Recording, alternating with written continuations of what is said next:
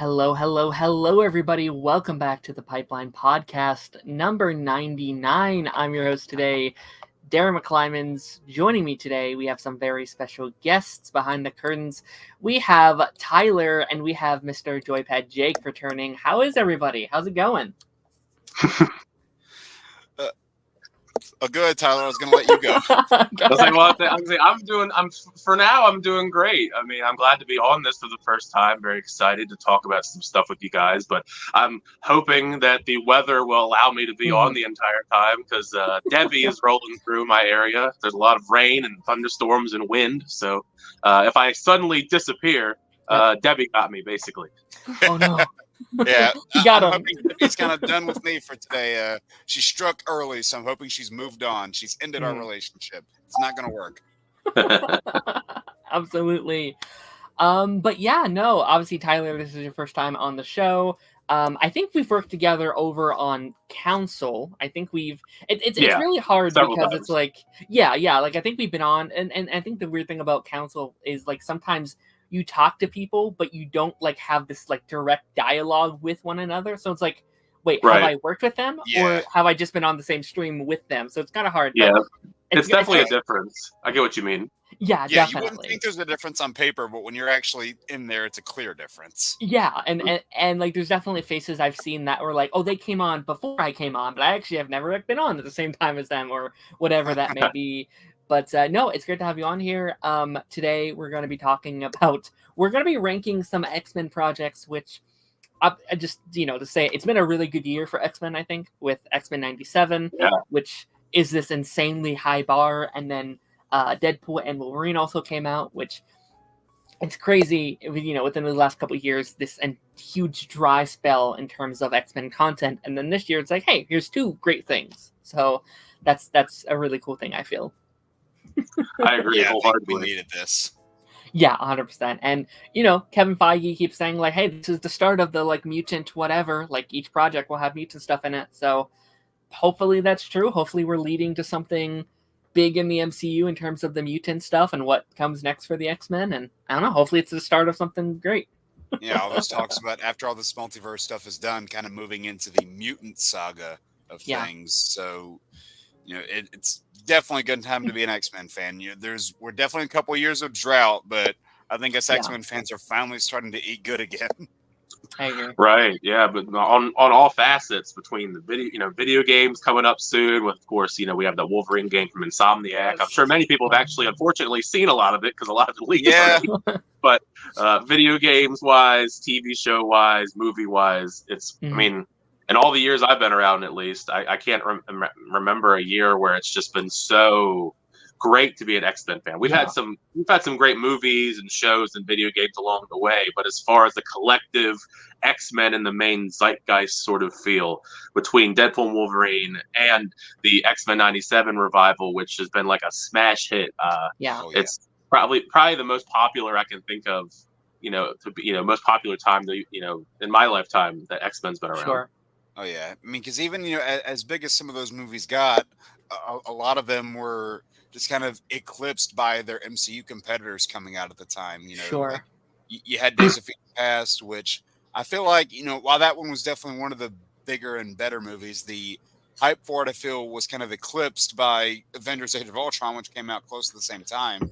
So and there's just been a couple of them where it's like, yeah, this is good, but there's this other thing that's better. Which doesn't mean the other thing is bad, but unfortunately, a lot of the public kind of their judgment is kind of skewed that way. Sure. Yeah, I think with the X-Men films as a whole, I mean, it's no stranger. I mean, everybody knows this, but it's like compared. I mean, we've been seeing a lot more of the MCU in recent years as far as the ebbs and flows. We have some pretty big highs and some pretty big, pretty low lows. Yeah. The X-Men franchise, it was always like flip a coin going into almost every single film, if it's going to be good or it's going to be a mess. X-Men 1, X2, and then X-Men 3, and then Deadpool 1, 2, and 3, for the most part, were pretty solid. But then you have like those middle entries with like First Class, Days of Future Past, and then you have like and then Logan, Origins, and then Origins and Apocalypse and New Mutants, Dark Phoenix. Dark Phoenix. That's what made it so interesting. that you never really knew what you're in store for the most part with these films. Yeah, I think it's also very interesting because it's like I think something that people I do think sometimes need to get a little bit is like every franchise is going to have their hills and valleys. Like I don't care how good you are. The MCU had it, the like DCEU had it, the Arrowverse had it. They've all had these very high highs and these very low lows. But I do think what makes X-Men kind of a bit different from that is I feel like even from the start, they had this like mixed reception. If you like those movies or if you don't, like I feel like they didn't have the like slam dunk that like the MCU had or the Arrowverse had, or even for many people like the like DCEU had with like Man of Steel and stuff like that. So it's definitely going to be very interesting to kind of see where we rank some of these projects and where it kind of lands for everybody. But I often like to just start these streams by asking my guests if there's anything they've been watching lately or playing lately or reading lately that they've really been loving. Is there any piece of media that you guys just would like to give kind of a shout out to, or just to kind of be like, hey, this is what I've been experiencing lately? Let's see. Well, for me, I think the most recent show that like I really enjoyed that I want to give some sort of praise to, more so because I did do a review on it, was Batman Caped Crusader over on Prime Video. Because absolutely. I mean, I'm a big lover of, the pillars of my childhood as far as like animated superhero content. It was X-Men the animated series, Batman the animated series, and Spider-Man. So we're kind of seeing these revivals now, which also makes me feel very old because we're getting these revivals of all these shows I watched growing up. But Batman Caped Crusader, I mean, it literally feels like a sort of reinvigoration, a revival, almost in a similar sense to X-Men 97, because it isn't a full-on continuation like 97 was for the X-Men animated series, but it is made by Bruce Timm, who also helped do the animated series and Batman Beyond. And it essentially feels like Batman the animated series, but in a classic setting of the 1940s. I believe it's like 40s or 50s. It's nostalgic era. Yeah. So it was interesting because it had that feel. It's newer. And we have like these reimagined, I guess, classic versions of a lot of these different iconic Batman's Rogue Gallery villains, from Clayface, Catwoman, Two-Face, Gentleman's Ghost, Nocturna. It's a wide gambit of different Batman villains, and that's what makes everything feel so fresh and interesting, while also going for a bit of a darker toned Batman than what we're kind of used to now with the Batman animated shows. So that's probably like the most recent thing. As far as recent movies, which I'm not giving a shout out to in a positive way, but I did see Borderlands, and that was not good. That is probably going to be in my bottom 10 of the year. Wow. I've seen the like hilarious internet reaction today with it landing at 0% on Rotten Tomatoes. I saw that too. It has a 3 now, thanks to Grace Randolph. Yes. I mean, shout out to her, I guess, for giving. I thought it was funny because she was praising it online as well, because she was like, it's me. I'm claiming it. It was me who went from 0 to 4 or 3%. Why does that not shock me? I mean, more power to her. I mean, I didn't enjoy anything about it. To me, it seems like, although I guess I can agree on this front, I do think Cate Blanchett was pretty solid. That's like the glowing praise that she gave to the film that I sort of agreed with. But otherwise, I don't really agree. Yeah. That's a franchise. I'll be honest, I know nothing about those games. I know nothing. I honestly, prior to the movies coming out, I never even heard of it. So just from like an outsider's perspective, I look at a movie like that where it's like, well, I've never played the games. And then, and that's fine. Like, I feel like you can go into a movie like that, but it also just doesn't look like a good movie either. Like, it looked like the most kind of basic whatever movie to me. To be fair, the people involved didn't seem to know what the games were like either. So, nope. Another one of those, huh? They just they're not learning. They're not learning from. I don't know. That's been another one of the constant things. We were talking about flipping a coin earlier. When you walk into a video game movie, you really don't know what you're walking into. It's like, is this going to be a fun time or is this going to be a train wreck? It's interesting because like lately, these last couple of years, I mean, for a while there, it was you didn't even need to flip a coin. It was like, all right, I'm going into this movie. How bad is it going to be as a video game adaptation? But the last couple of years, it's been, pretty solid most part for films and shows with The Last of Us, Arcane, and then the Sonic films and Mario. Like it seems like it almost seemed like to me that we finally cracked the code and then now we're back to square one. And I mean, I even thought the Mortal Kombat movie that came out a few years ago, I thought that was still pretty good too. But for the longest time, the 1995 Mortal Kombat movie was kind of the exception, not the rule to that thing. Yeah. So, because that one, they're like, okay, we enjoy this one. There's cheese, but we enjoy it. But with the rest, like the follow-up Mortal Kombat film, the Super Mario Brothers movie, the original one, and then however many Resident Evil films there are at this point, oh god, kind of lost count. And then I was thinking too, as Tyler was going, about the whole Cape Crusader boat. I'm in kind of the same boat where like Spider-Man, X-Men, and Batman. Those were the big three for pretty much any comic person who grew up with those cartoons around that time. Those were the big three. I mean, yes, occasionally Superman was in the discussion, but that was really those big three. And also, I'm feeling a little bit aged as he's saying that now because with the years that they're gone by. So thank you for that. I mean, I feel it every day. Yeah. But no, I liked what Cape Crusader had to offer. I've always had kind of not a burning passion, but a little bit of a soft spot for the the more 40s take on Batman, where they deal a lot with the mob and crime families, things like that. I've kind of liked that part, and not. I don't mind so much whenever they go down that route and stray away from, either your more classic villains or some of the more fantastical ones like your Man-Bat or your Clayface, things like that. I don't mind when they stray away from that route, because it often, it allows for really good world building when you can just see like what the effects of these different mobs have on the different people that live in that city. How like the simple actions that we as humans are capable of doing, what sort of domino effect those actions have. And yes, there are changes that they make to certain characters that people aren't gonna like. That's just the way it goes. Tyler knows exactly what I mean. That's why I laugh. I was like, I know you're talking about the Penguin. It's okay. You can just say it's the Penguin. There's changes like that. Of course, there's a bunch of people that are gonna get upset at that. And really, I mean, it's only for one episode that the Penguin is in, and then past that, don't even really worry about it.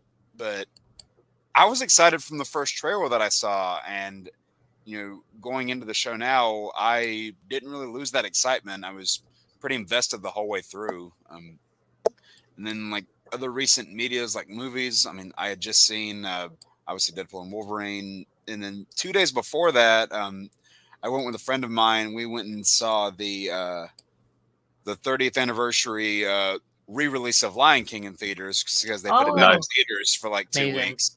Yeah, and we both grew up on the movie. That was something we enjoyed. Theater experience was a little weird though, because it's been a while since I've like gone and saw a movie that is like explicitly for kids in a theater, because there was a child behind us that had to be, I would guess, like 6 or 7, and kept reciting bits of the movie as they were happening, but then would act so surprised at other parts. So I'm sitting there thinking, has the kid seen this movie before or not? I can't figure this out. His parents have just showed him clips of it on YouTube. Yeah. That's probably it.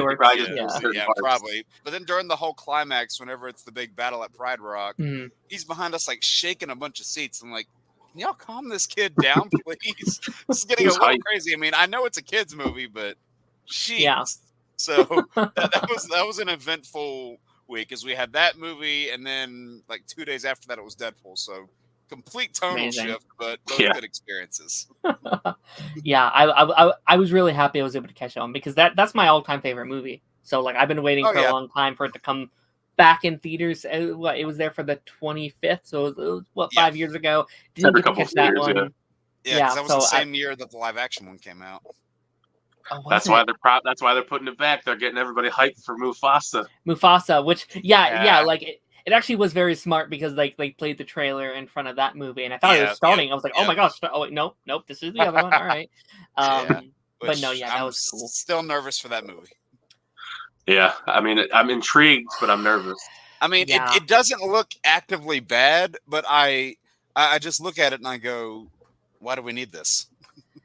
I'm very I'm very excited, and it is the direction I want them to take their like live action Disney movie. Like, I'd much rather them be like, okay, here's a new character story in live action over like here's the same exact movie again in live action. Yeah. Like, I'd much rather this Right. approach. I'm also just very nervous. Like, I would be significantly more excited for this if it was like animated, just like a straight animated 2D movie. That'd be incredible. I'd love that. But Yeah, we'll see. I don't mind the approach of them doing, you know, a new character story like that. But whenever they try and they very often shoddily retcon a lot of it in and say, hey, you know, this thing's actually been part of the lore for the past 30 years. We just never said anything because we didn't know it at the time. And not all those retcons work. I'll just say that. Yeah, because I mean, at the end of the day, Lion King is based off of, you know, a popular Shakespeare play. Yeah, you know, so like, Hamlet, is there gonna it's gonna be like a prequel to Hamlet? Like, that's what we're doing here with Mufasa? It's like, okay. What about you, Darren? Is there like recent stuff you've been consuming? Oh boy, I've had a bad week in terms of watching things. I'm in this era of too much to watch, so I end up not watching anything. I'm trying to start The Sandman for the first time since Dead Boys came out a couple months ago. I was like, all right, I'm gonna binge those 2 at once. I got like 2 episodes in. It's great. I just committing to watching it has been a struggle. A couple weeks ago, I finished The Bear for the first time, which was kind of my latest main show I watched, and that was a great experience. That's like one of those shows where it's like everyone says it's amazing. It's amazing. Like, there's nothing I can really add too much to that. Were you stressed watching it the entire time? Oh boy, absolutely. No, it's one of. It's a visceral experience. Oh yeah, it is. Yeah, no, I mean, what was it, season 2, episode 6, the house party, the Christmas episode. Oh yeah, genuinely might be the most stressful episode of television I've ever seen. Like, that was insane. Yeah. And it's a show that like I couldn't watch it after work, mainly because I didn't want to like come home from a long day of work and then go back to work. Like, you're coming home to get away from the stress, not get involved in it. It's like, God damn it. No, it's great though. It was a great experience. And then I think last time I was on, you had just finished The Walking Dead, which is another game of things there. So I applaud you for going through that.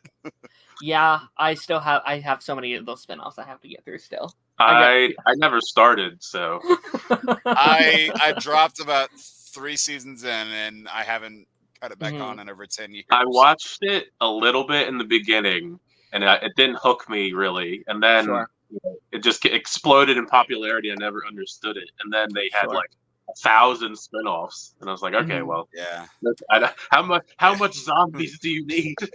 I just kind of dropped it because it was one of those ones that seemed like it was never going to have an end, that it was just going to go on more and more and more. That they were just going to keep milking it. You know, that's why I like shows like Breaking Bad. They have a start, a middle, and an end. So as far as I know from like my friends, you know, kept me in the loop about it. It sounded like it was just like almost every season. In the first couple seasons, it was like, okay, they fight some zombies, they hunker down somewhere, have inner conflicts with people in their place. Then zombies come back, and then they fight their way out, and like rinse and repeat for like 3 or 4 seasons. Yeah, I mean, that's what it kept getting old to people for a while, so a lot of the viewership dropped. Sure. I mean, there's definitely stuff to keep it fresh and interesting. Like, they've kind of like a soft reboot every couple of years or so, which does keep it unique. But I can also definitely understand if you're like, especially if you're watching that week to week, being like, all right, let's do this. And then, of course, the spinoffs and like the ending of the show wasn't even like a proper ending. It was more so like, hey, we got these 3 new spinoffs we're making, so we're setting up those things instead of actually ending the main show itself. But how many spinoffs are there now? Do you know? I think there's like 7 shows in general. Like, I think there's 7 or 8 I was shows. Way off. I was thinking like 3. That's crazy. The main show, Fear the Walking Dead, World Beyond, Darrow Dixon, The Ones Who Live.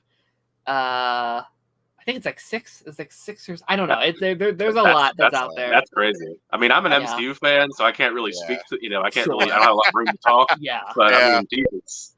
I'm like an Arrowverse fan, and I'm always just like, that's a lot. But also, we had like 10 shows, so I can't really say anything. Yeah, even Arrowverse, yeah.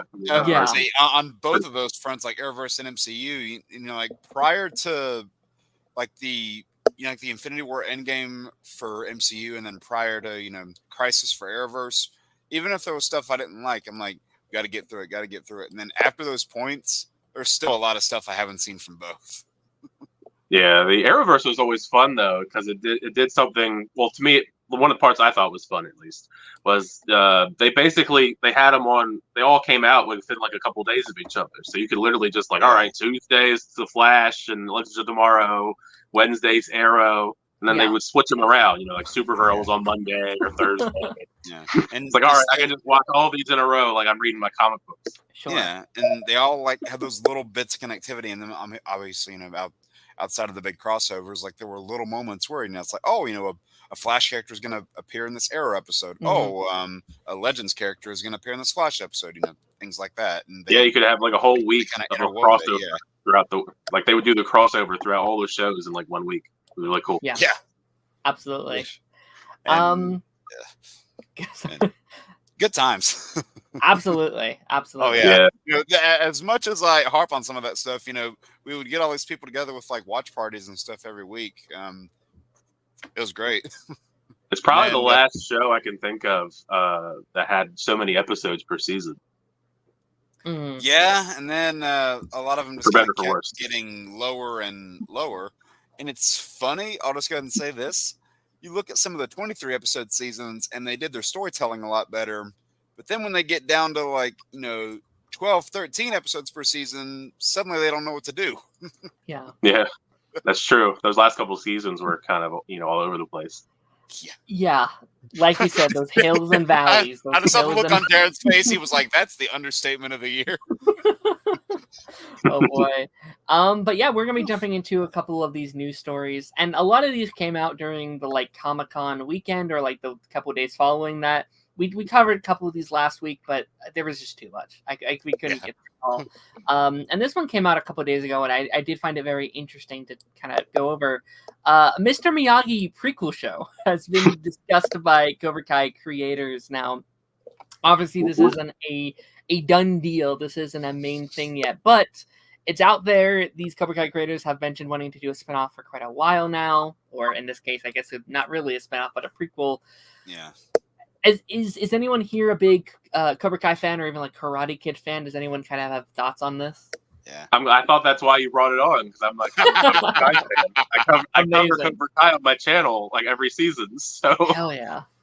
But as far as my thoughts, I mean, have you seen part 1 of the new season?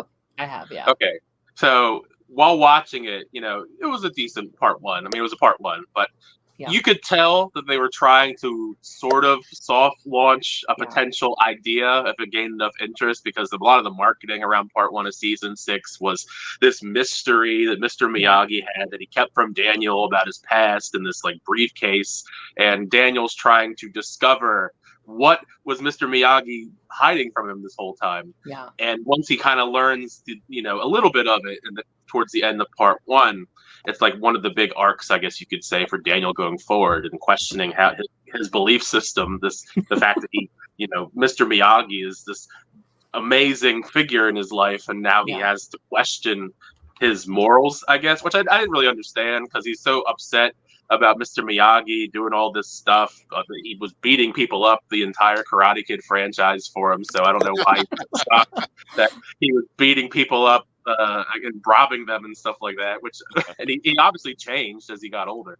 Yeah. But you could tell they were trying to plant seeds that if it was interesting enough with Daniel discovering these little details, we could get a full show that literally just shows us all of that stuff and then elaborate on it further, give us more of a character for Mr. Miyagi than besides him being this wise, awesome sensei, Daniel, and I guess also Hilary Swank. But I'm interested, but I don't feel like it's necessary. Like, I would definitely watch it. I'd be intrigued what they could do, because I do think the people in the Cobra Kai cast have done a really good job as far as with the world building and giving a lot of new layers to these classic characters. I don't necessarily think we need them for Mr. Miyagi. I think his legacy is pretty cemented as it is. I mean, I'm open to it, but I would not be I would not be heartbroken if they didn't do it either. Yeah, this is one for me where I feel like Mr. Miyagi is one of those few characters I'm super like overprotective of. Like, I think maybe I'm very similar to Daniel, where it's like, don't touch him. He's this like perfect little angel in his little corner. But like, I'd also be lying if I said I wouldn't be extremely excited if this got officially announced. I think just in terms of like, I'm such a sucker for that universe. Like that new Karate Kid movie that's coming out, I'm extremely excited for that. I had my issues with part one. There's some things that didn't vibe with me as much as I wish it did, but also I'm so unbelievably excited for these next two parts and to see kind of where we wrap things up. And I'd be very curious to see what the direction for a show like this would be, because as much as I do love these creators, I do think you do have to hit like a semi different vibe for a show like this than Cobra Kai has hit. Like Cobra Kai, not to say that the show can't be a little cheesy, not to say it can't be a little more, a little fun. This whole universe is, but I do think like Cobra Kai has like slowly like gone over that line a little bit where it's like so unbelievably cheesy. Like the whole stuff this season with like Kreese and his like his fight with this giant cobra, and I was like, we're so close from going over the line of like ridiculousness, and they don't cross it yet. Like they're on that very thin line. They kind of back off it a little bit, but it's like I do feel like you have to have a different tone to the show than you would have. Absolutely. As Bob Barker would say, they got as close as they could to the line without going over 100. Yeah, I was baffled watching Cobra Kai season 6 part 1 for the first time, and John Kreese goes on this Luke Skywalker Empire Strikes Back vision quest into a cave and has a whole hallucination fight with Johnny Lawrence in the cave, and then he obviously kills the Cobra and wins his challenge. Also the fact that this guy is still alive, Master Kim, he's got to be like 100 years old. I looked it up. He's 106 years old. I looked it up. He's 106 years old, which is crazy. Yeah. He has to be as stable as graham crackers at this point. Come on. I mean, he has to be at least 100 because he was old in the flashbacks where Kreese was supposed to be young. Yeah, because he was what in those flashbacks, like 70s, somewhere around there. It was before Cobra Kai. I mean, it was before Karate Kid, definitely. So you're talking at least the 70s. Yeah. Mm-hmm. And they've now also set up a villain for Mr. Miyagi if you want that to be the case. Like I know a lot of people have theorized that maybe Kim and Miyagi fought in the like Sekai Taikai, and that's kind of how they set that up there. I could see that. Otherwise, why would you even have him introduced? I feel like the main reason you introduce a character like him and have him still be alive because he's so old, he probably has some level of connection to Mr. Miyagi, just be based on the fact that he's introduced. Otherwise, like, why even have him here? Like, he has to have some connection, especially with the way that they teased Mr. Miyagi's headband, and it was all bloody. So that makes me wonder, two things. Do they, like, how brutal is the Sekai Taikai going to be for the kids if Mr. Miyagi's headband is all covered and smeared in blood from the past? And also, will he have a connection, or are we going to see the Sekai Taikai that Mr. Miyagi was in some sort of flashback? Cool. And they could tease that for a Mr. Miyagi prequel show thing. Yeah. We don't know how far along they've ingested this idea into the show. So I have to wonder, will we get like a sort of like a kind of going back to Arrow, kind of like a pilot within the show, backdoor pilot, like a backdoor pilot of some kind for a Miyagi Karate Kid story type Netflix show. That would make sense with their 15 episodes that they got, right? You could be like, we can spare one for. And if they followed Arrow the whole way in that regard, then it won't go anywhere. The Canaries pilot never happened. Nope. Well, the show happened. The pilot. happened. And I was thinking too. If you're like you guys were saying, there would have to be some sort of connection between Kim and Miyagi whenever you're going to introduce a character like that. And it got me thinking. I don't know if this is a character they would want to do this with, but they could have Kim be kind of an instrument, I guess, if you want to call it, in Miyagi's journey, where he like starts to realize that he has to, face himself in that kind of way. Like, whenever those characters go on the self-discovery journeys, right? It turns out that their biggest challenge is them. And I'm wondering if that's the sort of path they would put him on to start to plant the seeds for who we see him as in the Karate Kid movies. It's just a thought.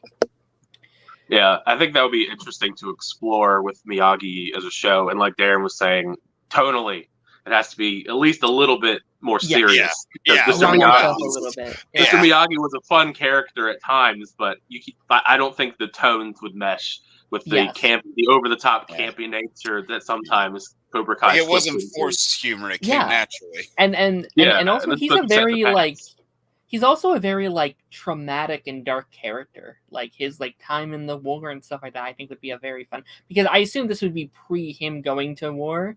But also you could kind of play with the idea, maybe we do a time jump at some point, like you do a couple seasons before and then we time jump, he's a bit older and it's after the war. Like I feel like there's a lot of his life that you can cover within this that could be fun.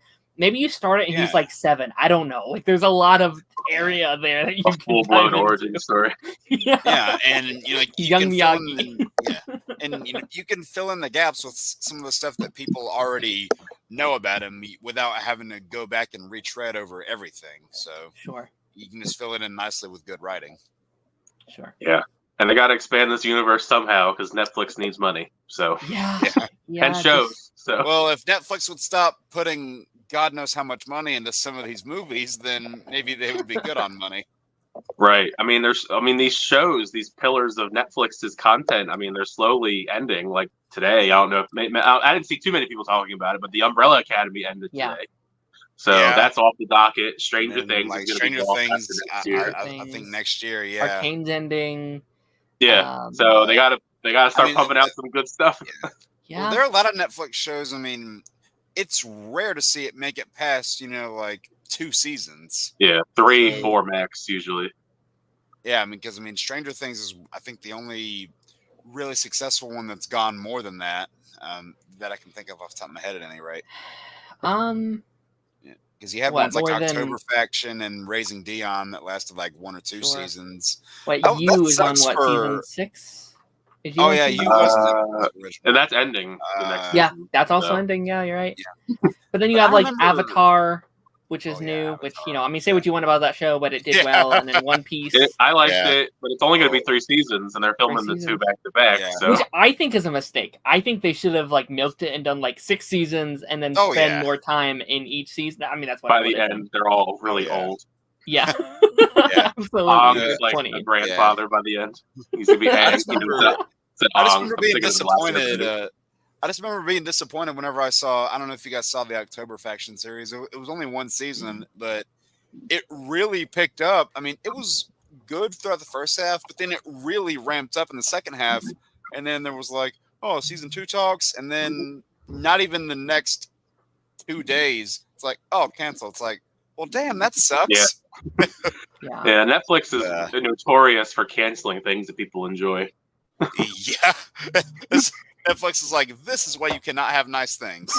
But, I went and studied. There's like a whole Netflix algorithm where they study like how many people watch a thing in one sitting versus how many people just watch one episode of a certain thing. And then if the percentage of people that watch the entire series is like overwhelmingly more than the percentage of people who don't, then it's considered to be picked up. Things like Wednesday, things like Stranger Things, things like You, but a lot of stuff doesn't meet the mark, unfortunately. Right. But speaking of like movies with a very large budget, we're gonna be jumping into this story. Came out a couple weeks ago, but I still want to talk about it.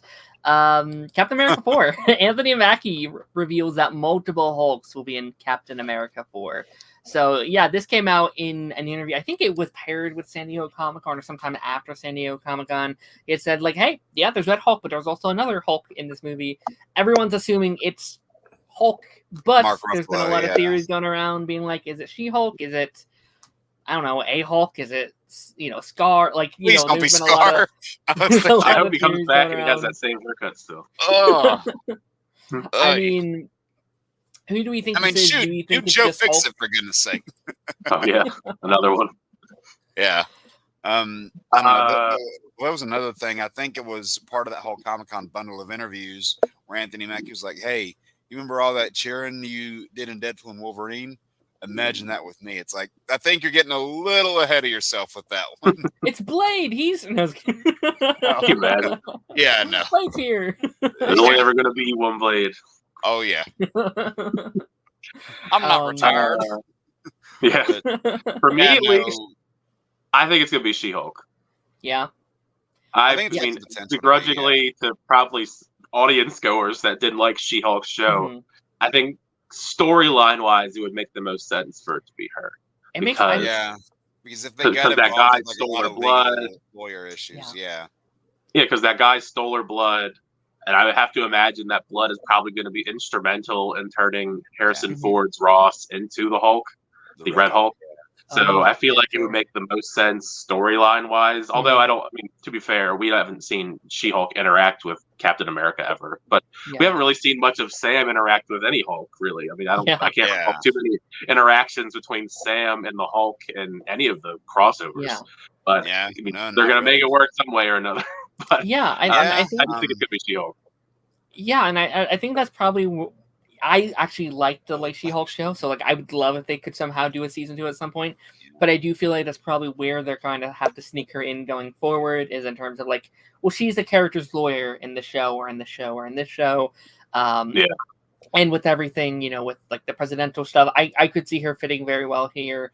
I could also see a Bruce cameo, Mark Ruffalo had that thing a couple months back. I was like, I'm in the movie, and then a week later, it's like, oh wait, I'm not. I was wrong, guys. So it was like, that's true. Yeah, it makes you wonder because of the leader being in. Yeah, well, I was just thinking too. We haven't actually seen Mark Ruffalo's version of Bruce have any sort of interaction with obviously the old Ross that was played by Will Hurt.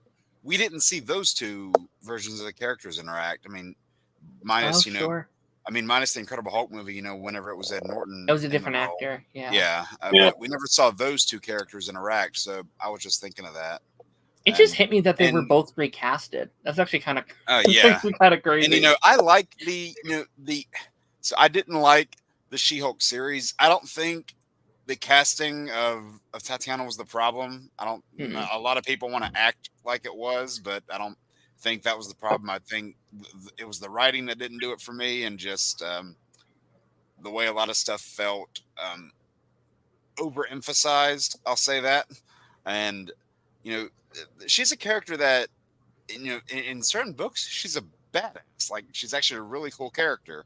But it's not stopping every 5 pages to constantly try and tell you that. And I think that's one of the things that works, where if you just have subtle bits of writing in there, and she can definitely work as a lawyer in those type of shows. And even if God forbid needs to be fisticuffs and she hulks out again, gets into an action scene, I'm sure some people would moan and groan at that, but there's some people that I'm sure probably like it. And as a character, I don't think that there's inherently anything wrong with her showing up in one project or another. Sure. Yeah. The only concern for me is how the fact, the news lot, the news story as it is, all these different Hulks, it's a Captain America movie. Why are we putting all these Hulks in this movie? I mean, the last Captain America movie had God knows how many Avengers in it. So, well, that was basically like an Avengers film. But you're 100% right. And again, I think, if She-Hulk is in here, if Hulk is in here, I do think they are more so a cameo role. But you are right. I do think most importantly, this needs to be Sam's movie. This is his time to shine. He's been doing this he's been in the MCU, 10 years now? He deserves his movie. He is Captain America. I also think I think this movie is going to be very big for setting up stuff like Secret Wars and Doomsday and stuff like that, in terms of he's the leader of the Avengers. I think we're setting that stuff in motion. So it has to be his story. But I think outside of Ross, which Ross seems to almost be the co-lead of this movie, which is kind of crazy. I think I mean, I know. Without Bucky, that's your co-lead. Yeah. But I think Betty, I think if She-Hulk is in here, I guess Leader as well is going to be the villain. But I don't know. I feel hopefully they'll do it with justice. And I guess it's the whole problem still with we can't have a Hulk movie, so this is the best we Yeah. can kind of do. Yeah, that's the problem. The Universal rights, they just refused. Much like the Sony rights, you had to, have this strike this agreement to have Spider-Man be in the MCU. It's kind of the same vein as Hulk, but they don't really care enough to make a Hulk movie to work with Universal. They're like, all right, we're just gonna put him in all our other stuff. Yeah, the Universal wasn't even willing to budge on that. Which sucks because I feel like Hulk can be that guy. Like, I think people forgot that he's that guy, but I feel like if given the right amount of respect, Hulk is one of their biggest characters. I feel like Universal's not doing anything with it. It would be cool if they're like, here, do like a Hulk versus Wolverine movie or something, and that's like $1 billion, whatever. That'd be awesome. And I will say this: if anybody is ever looking for a good Hulk story to read, the first 12, 13 issues of the Immortal Hulk story. The best Hulk I've ever read. Yeah, it was it has a lot of body horror in it too. Yeah, and that's part of what I liked about it. So yeah, it's messed up. Yeah, it's weird. I don't normally, not that I dislike that stuff inherently, but it's never like, oh yeah, I want to see that. But for some reason, the way they implemented it into that story, I was like, this is cool. And yeah, I have one final thing I want to talk about here, and this isn't necessarily a news story, but just kind of something I wanted to bring up prior to tomorrow. D23 2024 is this weekend tomorrow. Mm-hmm. I think it's tomorrow 10 EST is when all the big stuff starts or whatever. What do we hope gets revealed? There's been a lot of discussion. There's been a lot of not leaks, but people are like, oh, this might come out or this may come out. What are some things we would like to see out of this event this year? Blade. They shot the whole movie. If they can finally, it's like it's done. Here you go. just give me something about Blade. Although I don't think we're going to talk about it. Well, I mean, maybe Wesley Snipes had a point when he dug at the movie. It's like, yeah, there's only going to be one because the damn movie can't land a director. Yeah, it's in limbo. It's in and they keep saying it's next year. We're making that November date, and I'm like, I don't know if you are, man. You got to get working now. I don't think they will. But at the same time, when you think of other projects in the MCU, Blade doesn't really. I mean, depending on what they do, I guess. But Blade as a project doesn't really need that much CGI. So it can't. It can be. It can be I think it needs to be. I think it will be a lower budget. Give it this $100 million tops $150 million budget. Yeah. Have them kill some things and then move on. I'm at a point with that movie. Yeah, that's exactly what the 1998 Blade movie was. It was a low budget movie. It was a character that not a lot of people knew. Yeah, but it was just a really good movie, and that's why it was a hit. Mm-hmm. Right. I'm tired of hearing about a new director or a new writer or still in limbo. At this point, what's gone through more directors, Blade or The Flash? Yeah, I joked about it last week during San Diego Comic-Con. The fact that Tony Stark died, and we had several years in between, and then Robert Downey Jr. came back to play Doctor Doom in the span of the Blade movie being announced, and now. Yeah, we have still not gotten the Blade movie at all. Nothing. It's absurd. The most we've known is that I can't remember his name, but Cottonmouth is playing him. That's all we ever really knew. Well, we got that, and Mia Goth is supposedly the villain. That's the two little tidbits that has been somewhat, I guess, consistent throughout. Is Mahershala is Blade, and Mia Goth supposedly is the villain. Yeah. They announced supporting cast characters, and then they all dropped out, but except for her. So, which I wonder if that villain is going to end up being Miriam, the immortal vampire. Maybe we'll see if it ever happens. Yeah, if it ever actually happens. Yeah, but as far as what I expect or what I'm guaranteeing almost, I definitely we're gonna get. I mean, I guess to be fair, with D23, they announce a bunch of stuff, but we don't always see it. We just hear about it because I don't know if they're doing a live stream or not. A lot of the time they don't stream stuff at D23, but I know for sure we're getting something Daredevil related. Yes, Charlie Cox is going to be there. So I don't know if necessarily it's going to be a trailer or just him talking about the movie, or maybe they're going to announce some sort of Punisher, another revival and have Punisher get his own show after this. Because Punisher did have his own show after appearing on Daredevil. And then Agatha is probably going to have some presence there because it comes out in a couple weeks. Yeah. Oh my gosh, you're right. So wow. I forgot about that. Yeah, it comes out in a couple weeks. It comes out the exact same time as the Penguin. They're neck and neck. They're going to be coming out at the same time. It's gonna be really fun. If they're good, I think they're just focusing on shows. Yeah. Because I know for sure the next day, Saturday, they're going to be talking about the Wakanda show, Your Friendly Neighborhood Spider-Man, probably some What If, maybe X-Men 97 news because it's animated. But as far as like shows go, I mean, they could show something Ironheart related. It's been filmed for years. Show us something. Yeah. Must be next year, right? Yeah, supposedly.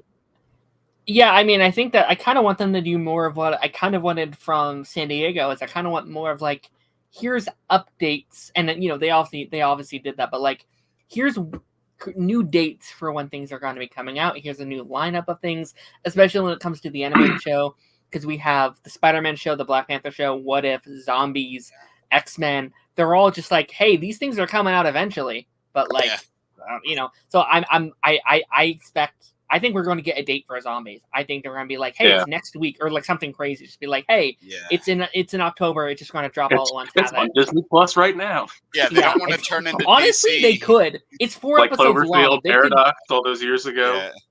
Yeah. There's no reason why they don't just drop Zombies, because it's done. I think it's been done for years. I'm pretty sure it's 4 episodes long. Yeah. I know from from what I've heard, Marvel's working on like a secret project, a secret animated project. Yeah, lately. It's already had like a lot of money poured into it. I would put stock in it's probably going to be a revival of the Spider-Man animated series. That's wishful thinking, and I want to agree with that, but I don't know. There's like a little thing in the back of my mind. It's like, don't get your hopes up.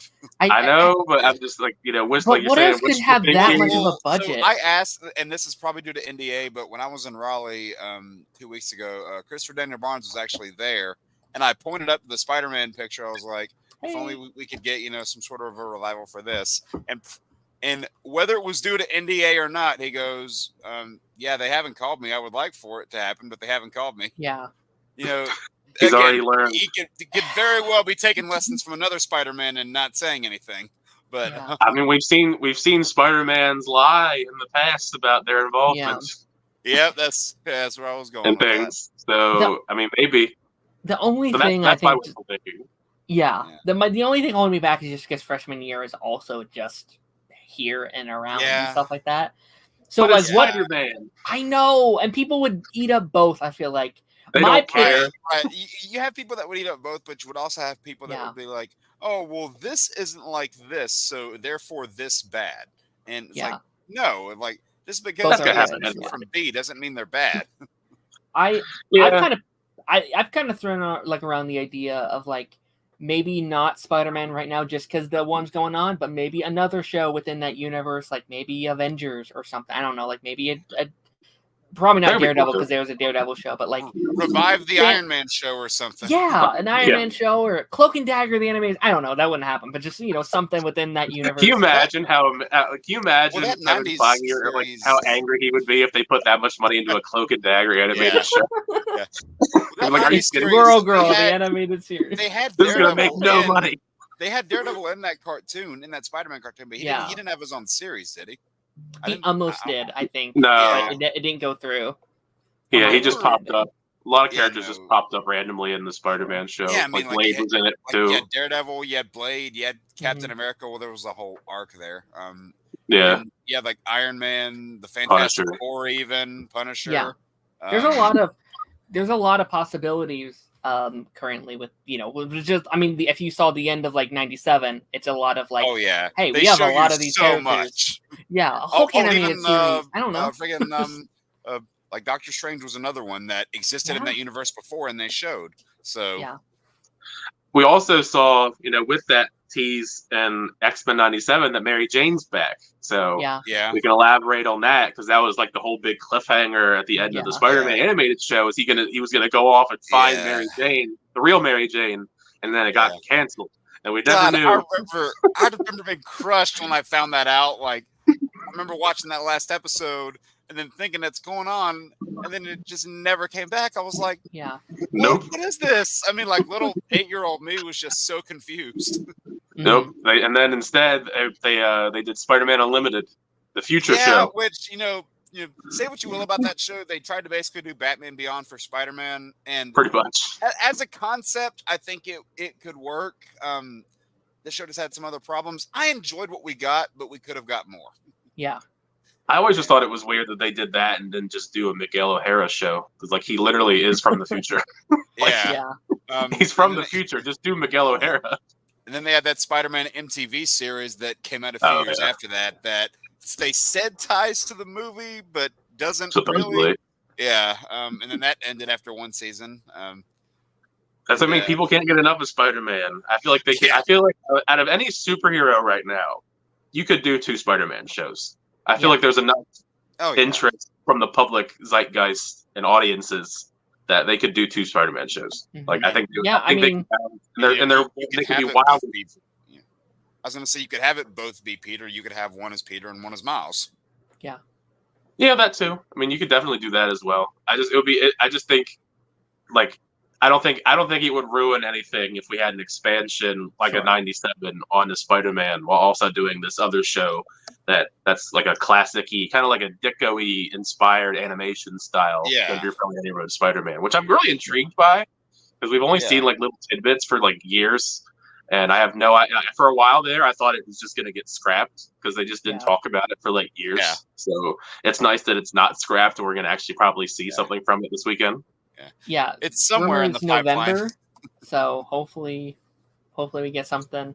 Right. Yeah. I will just say, to like represent my like Disney brain, like the animated side of things.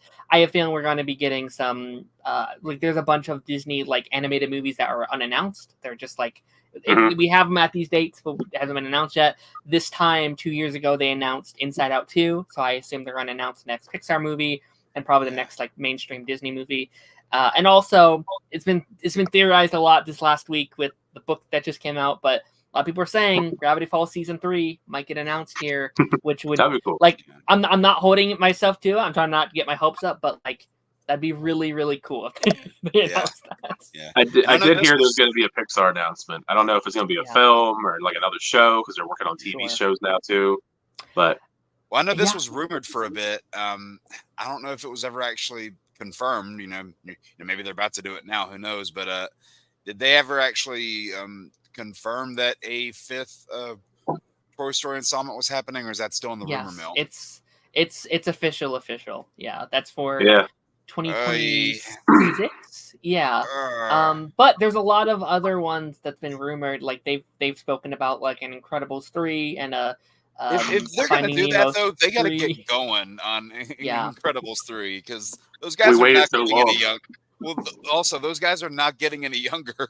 Yeah. No, that's the unfortunate Craig part. T. Nelson, he's what, 82? Something like that. Yeah. Get him in that booth now.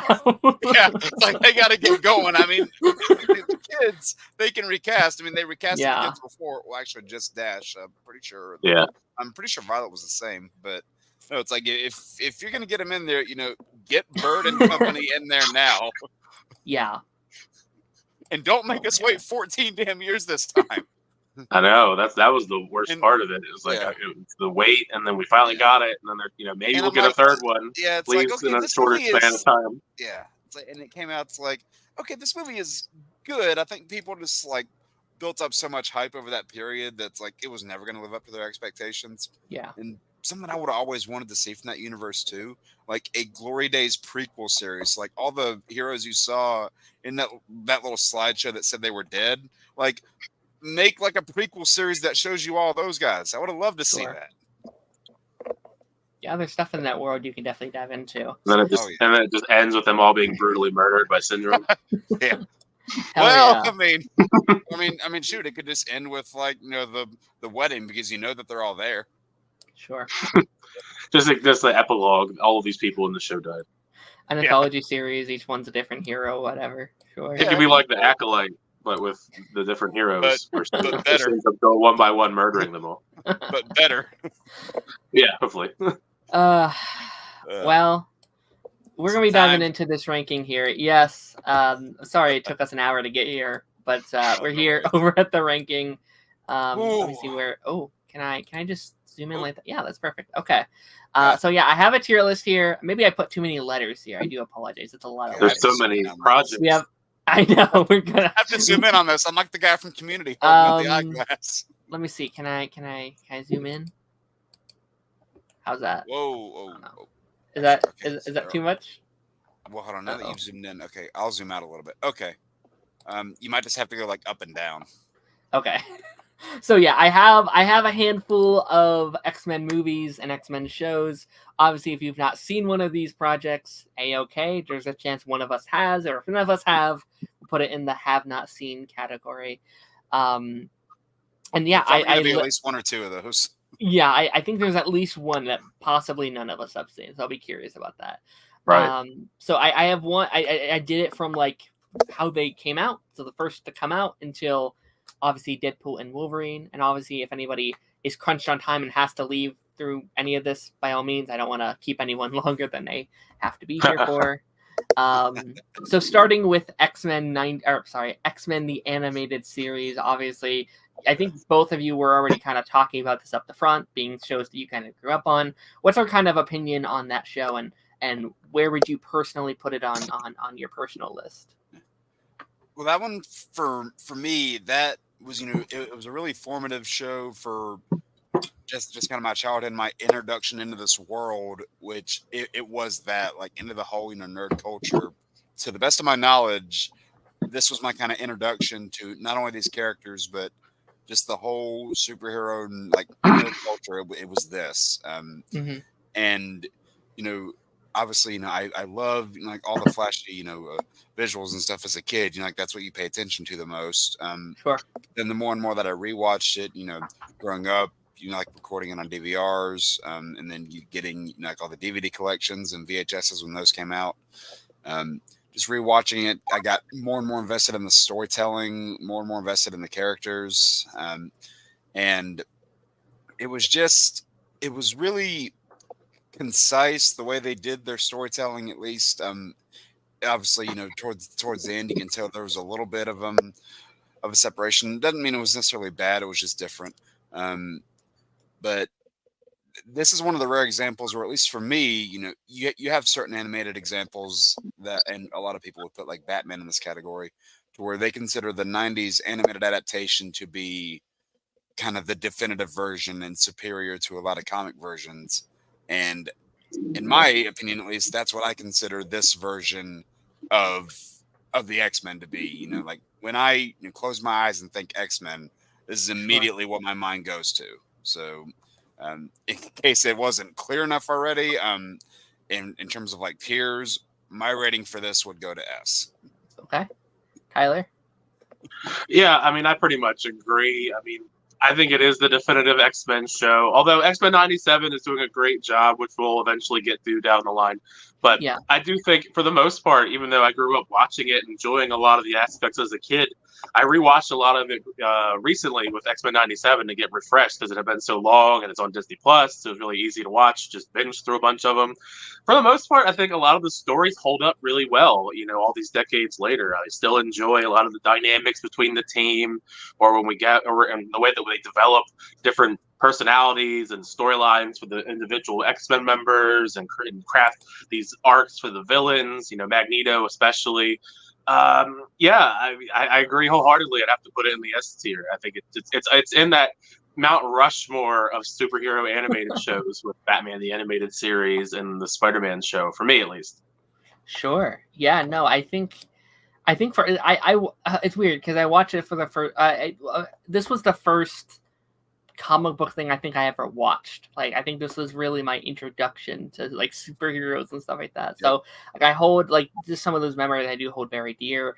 But like I properly watched it for the first time this year, and obviously some of it doesn't age well. Some of it, like in terms of like the animation stuff like that, yeah, some of it isn't top of the line.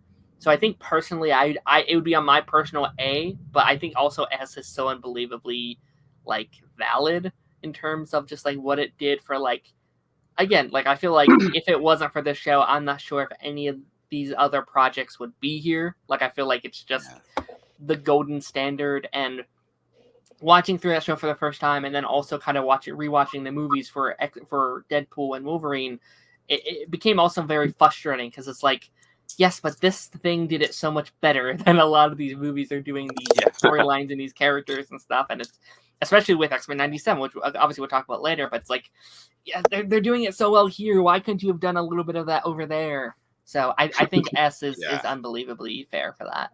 All right, next we have just X-Men, the 2000, the first proper movie in the like Fox X-Men universe. Again, this movie did a lot for the genre. This movie did a lot for X-Men as a brand. Where we at with this one? Because I feel like this one's kind of very mixed with some people. Yeah. All right, Tyler, I'll let you lead on this one. Okay, well, for me, I still have memories. That's, just to show how old I am. I feel old, every day.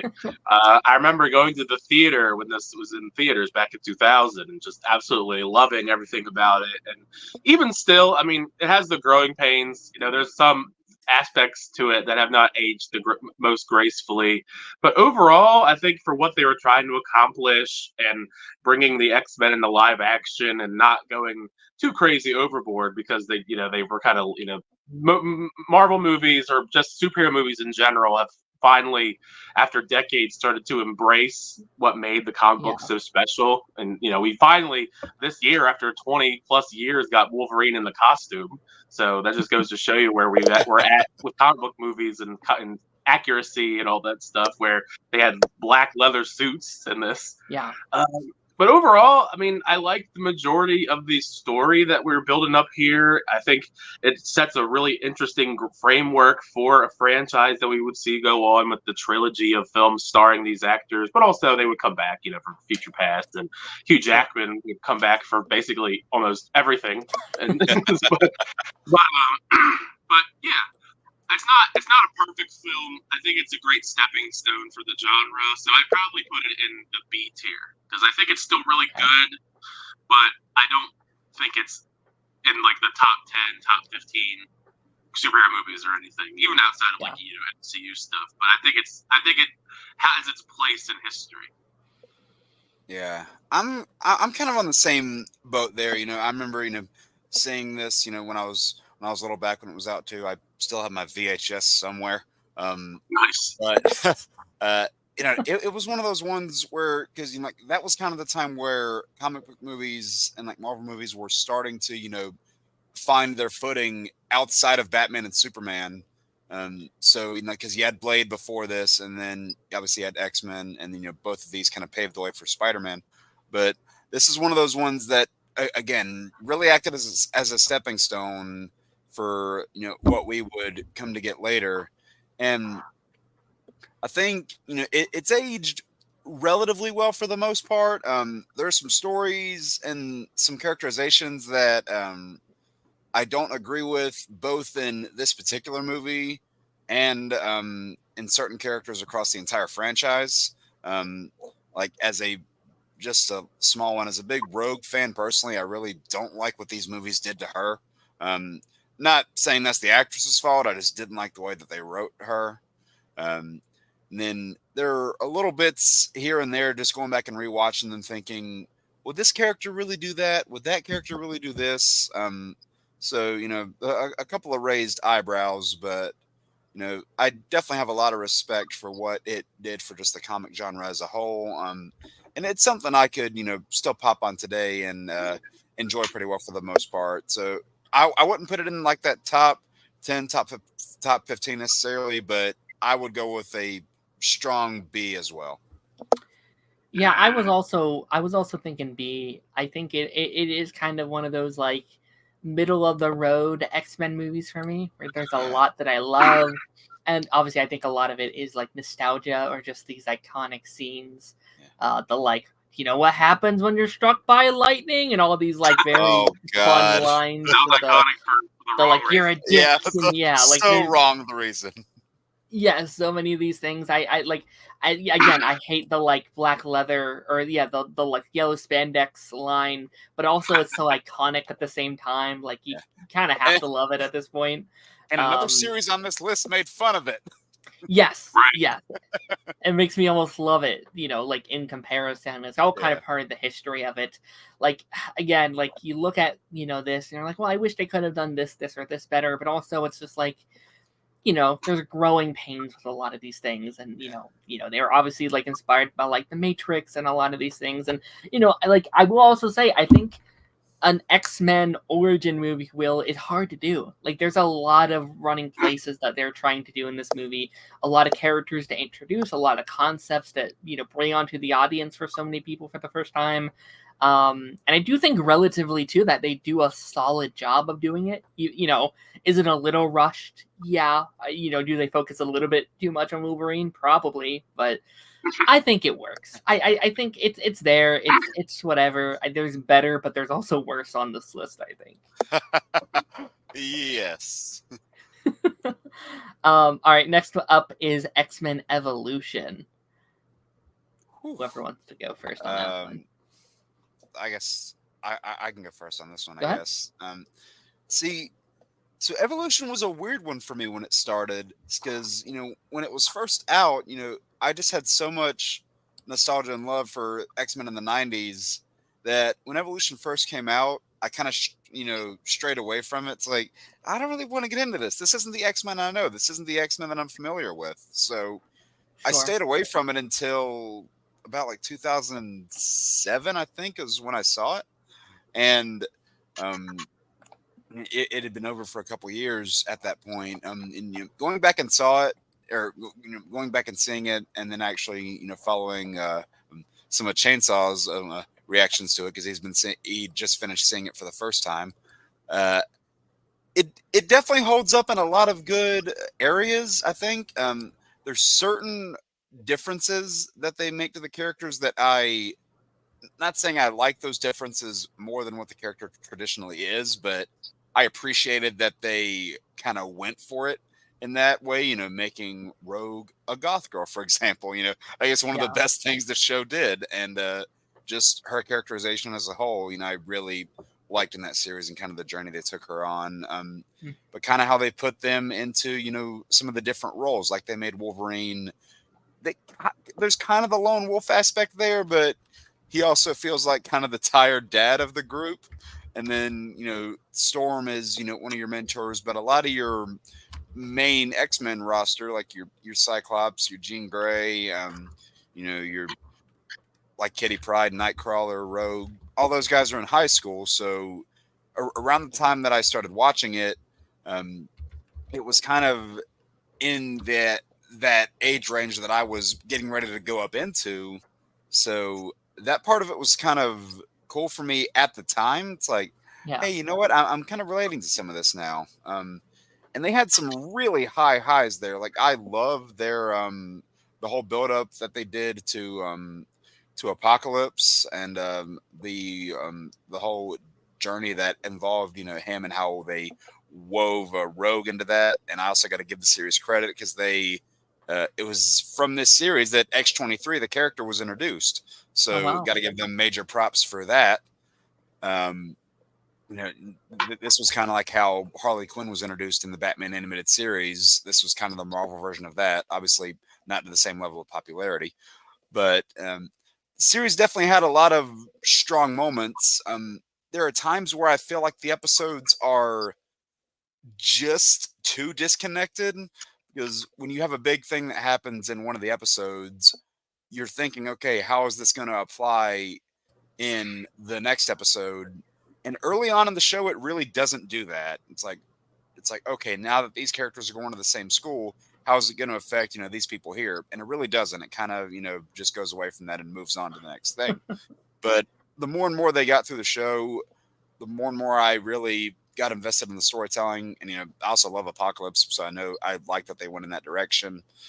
Last season, there were some arguments that, the last season was a little rushed, maybe a little too much filler. And I can agree to that to some extent, but, they also weren't aware that it was going to be their last season. So they kind of had to do the best they could. And for what we got, I do have my issues with it. I wish we had like minus and plus tiers, because I would probably put it in like an A minus tier. Sure. But for all in all, I think I'll go strong B on this one too. Okay. Tyler, have you seen this one? I have. Okay. I have mixed nostalgic feelings for it, I guess, because I still remember it was in that limbo period growing up, in that late 90s, early 2000s shift in media that I wasn't overly fond of. I brought it up earlier, Spider-Man Unlimited. It was in that area of Spider-Man Unlimited, Beast Machines, the follow-up to Beast Wars, and then this. And it's like, all right, I loved all these other shows, and now they're all gone and being replaced with this new crop of shows, these follow-up shows. And like, it was fine. Like, from what I remember, and I've watched some of it since, not like fully through the entire show. But from what I remember, I thought it was solid. I didn't like it like enough that I'd want to continue watching it. It was some of it definitely was the fact that I liked the animated series so much that I didn't really feel as connected to this newer version of the characters, but it was fine. I'd probably put it, like he was saying, if there was a minus tier, I'd probably put it at B minus, but since there isn't, I wouldn't want to put it on the same tier as the X-Men film. I would put it on C. Oh, C. Okay. Okay, you said B. You said Joy. You said B. Yeah, but Okay. it would be on like the lower end of the B, so I could see an argument for like C tier too. Okay. If there was a B minus, it would be B minus, but I don't think it's as good as the original X-Men, so I'm gonna put it in the C. Okay. Yeah, this is a show I grew up on. It's also a show I haven't seen in many, many moons, so I don't have the memory of this one as I wish I did. But I remember, and I think it was just like this.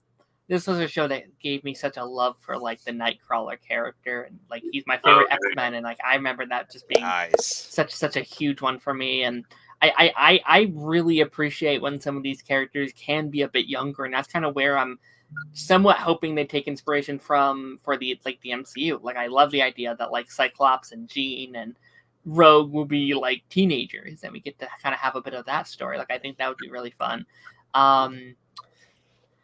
From what I remember, though, I'll probably throw it in C as well. From just what I remember, because it like out of the animated shows, like out of like X-Men animated series and then Wolverine and the X-Men, I do remember this one being my least favorite out of those three. So I could throw it in C for sure. From what I remember, is that clip that goes viral all the time? Isn't that from this X-Men Evolution of Mystique trying to roundhouse kick Storm and then Storm blast her with lightning? Yeah, it is. Because I think that's hilarious still to this day.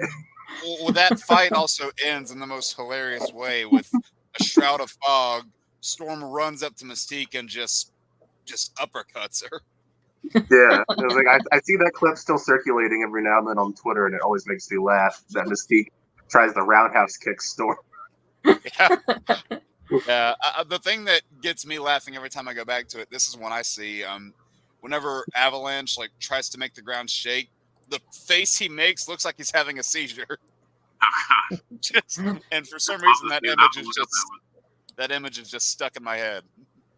Sure. All right, next up here we have X2 X-Men United. So this is like the second movie in the lineup of Fox X-Men movies. Where are we at with this one? I guess me and Tyler can like alternate, so since I went first last time, he can go first this time. Okay, that seems like a good plan. For me, I actually think this is a genuinely great sequel. I think it does a great job fleshing out more so Wolverine than anybody else, as we would soon to learn. He would be the main fixture, basically, of the entire franchise for our entire lives. But I think overall, the story they went with here was a really compelling one as far as revisiting his past, his trauma with Stryker, which is cool looking back that Brian Cox was Stryker in this after now. In recent years, he's had all this great success being in Succession. But between that, I mean, it has one of the most iconic openings of any comic book movie still all these years later, with Nightcrawler going through the halls of the White House. I still think that's, like, to this day, it's one of the coolest openings of any superhero movie, which is saying a lot because this has been decades now since this movie came out. I still think it's a great overall sequel. I like the action, and it's still awesome and holds up. The dynamic between some of the X-Men team dynamics are. I mean, the X-Men overall as a team has always been kind of mixed, development-wise, for any of the sequels, really, because it was, unfortunately, kind of the Wolverine show. But I still think, for the most part, they all had some interesting development, particularly Jean and Cyclops, and then Iceman and Pyro. Pyro is cool. It was cool to see Pyro return finally after being gone for so many years. He was a Deadpool Wolverine. But I have to put this in the A tier for me. I think it still holds up very well, and it's like one of the best comic book movie sequels still to this day. Yeah. Yeah, I think I'm probably in that same boat, which is funny because we've been agreeing on like pretty much most of this so far. I think it's got again, like you said, one of the best openings. That Nightcrawler sequence is so incredible. Amazing. Really shows you how much of just a badass Nightcrawler can be. And this really does hold up as one of the really good, not just like just comic book movie sequels, but just one of the rare instances where it's like a big step up from the first film, where I liked how with a lot of it established, you don't have to build so much of the world anymore, and you can just kind of enhance it instead of having to build it. And I like how the stuff that they do with Wolverine's origin, obviously the bits with Nightcrawler throughout, of course the opening, but the majority of the film, I really like what they did there. The bits where it kind of felt like a bit of a home invasion on the X-Men side was really cool. Of course, there's that one scene that everybody remembers where you see a bare-chested Colossus walk into the hall, and then he steals up, walks through the door, and just sees the guys there. It's got a lot of fun moments. Again, some characterizations there I don't necessarily love. Like, I look at it and I go, okay. And I do think they kind of rushed into setting up the whole thing with the Phoenix a little too quickly.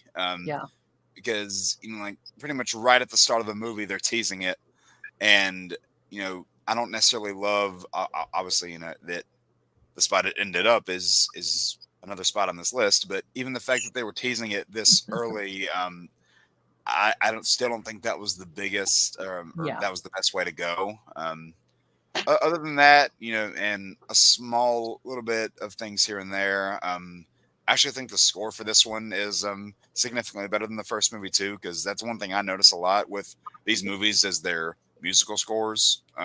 Not to say the first one is bad. The main theme was one of the iconic superhero themes, but this one was I thought a big step up in pretty much every way. So I would say it's not a perfect film. I wouldn't put it in S, but I would also put it in A. Yeah. I think it's also an A movie for me. I think it's, I feel like I don't always love it as much as a lot of other people do. Like I know some friends it's in their like top 5 comic book movies, and it isn't quite that for me. But I do think it's I think it just defines why sequels are sometimes important. It kind of, I think it takes a lot of the elements that work from that first movie, and I think it kind of grows upon that. I think most of the characters are better in this one than they are in the last one. They kind of grow out Logan's character and like his dynamic and his trauma. The home invasion stuff I think is incredible. I think it's probably one of my favorite like fight scenes, I guess, in these Fox movies. Oh, yeah. I love that stuff. Just the giant like ice wall that Bobby built. I think that's so cool. And obviously, you guys already mentioned the like Nightcrawler opening. He's my favorite X-Men, so like rewatching that, it's like, oh my gosh, this is so cool. So yeah, it's an A for me. It's definitely not S. I'd probably put like, I have a feeling there's going to be some other A's on here that would go above this one for me, but I think A is a good spot for sure. Yeah, and you can like rearrange these spots in the tiers. I think sure. I don't know if you were planning on doing that.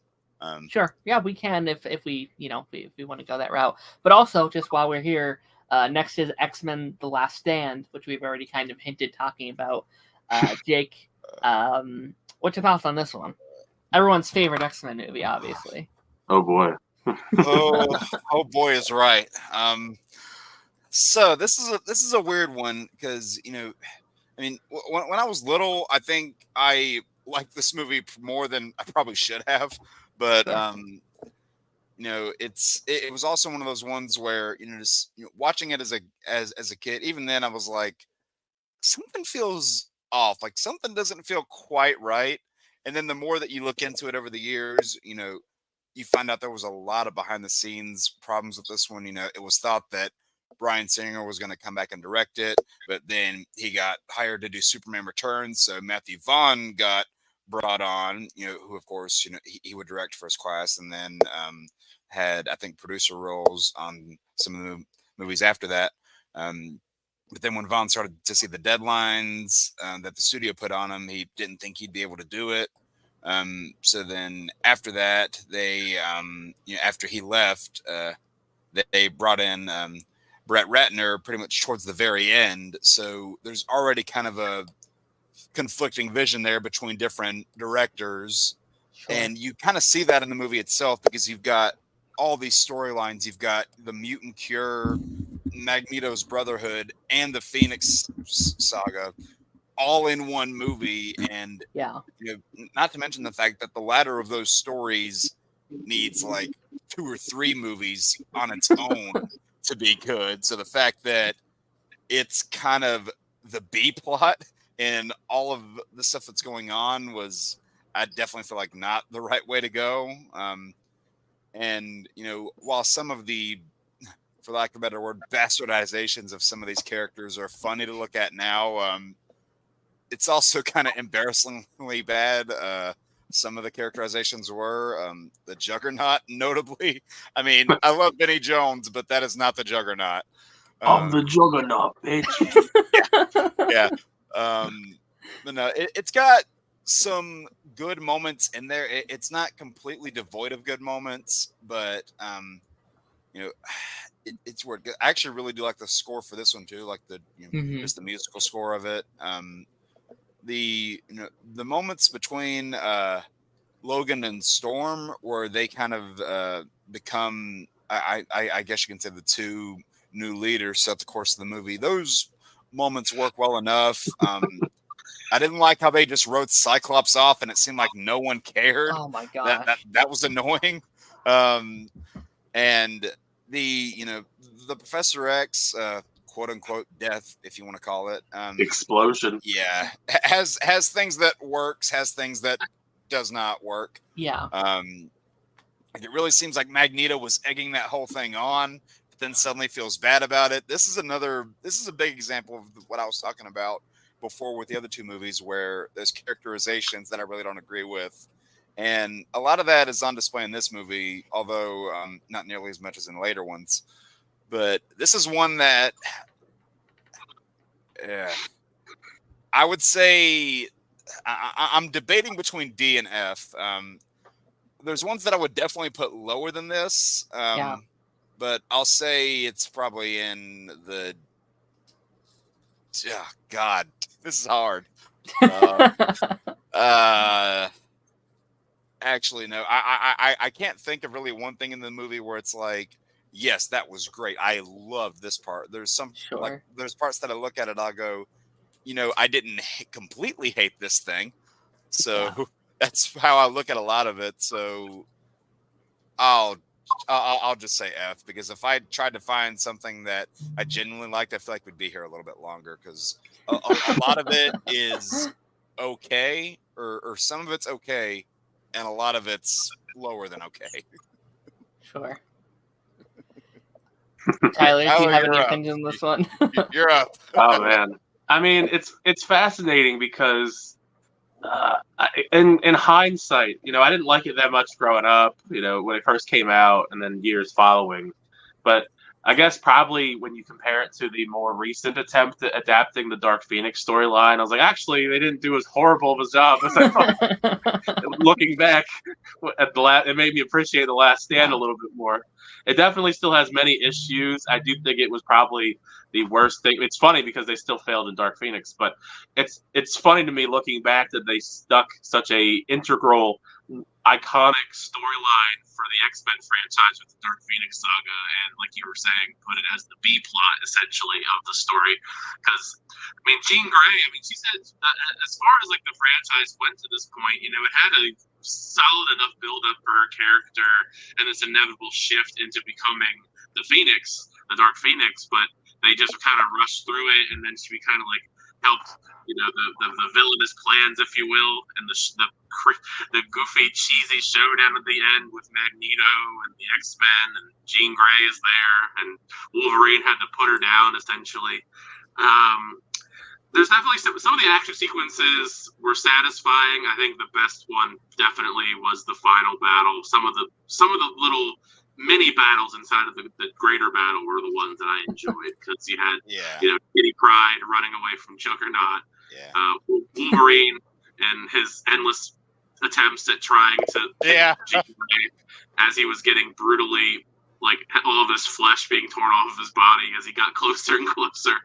And the most satisfying of all was the inevitable showdown between Iceman and Pyro, just because they had the clashing of their personalities so much in the previous film before Pyro decided to join the villains. So there's some aspects of the story I do appreciate, but I do think there are far more cons, because it's such a mess of a story because it's so jam-packed with so many different ideas that they didn't really know what to, I guess, hone in on. I think if it was not as scatterbrained idea-wise, or if they had just held off on, you know, just continuously building the Dark Phoenix stuff for another movie, and then Dark Phoenix could have the next movie to herself, I think that would have been a much better suited story. And also, I don't think the Cure storyline was a very interesting one to put in your third film in this trilogy to begin with. So I'd probably put it in the D tier, because I do think there's some okay qualities to it, but it's not overwhelming positive either. I think it's very, very slightly passing, because it's a D.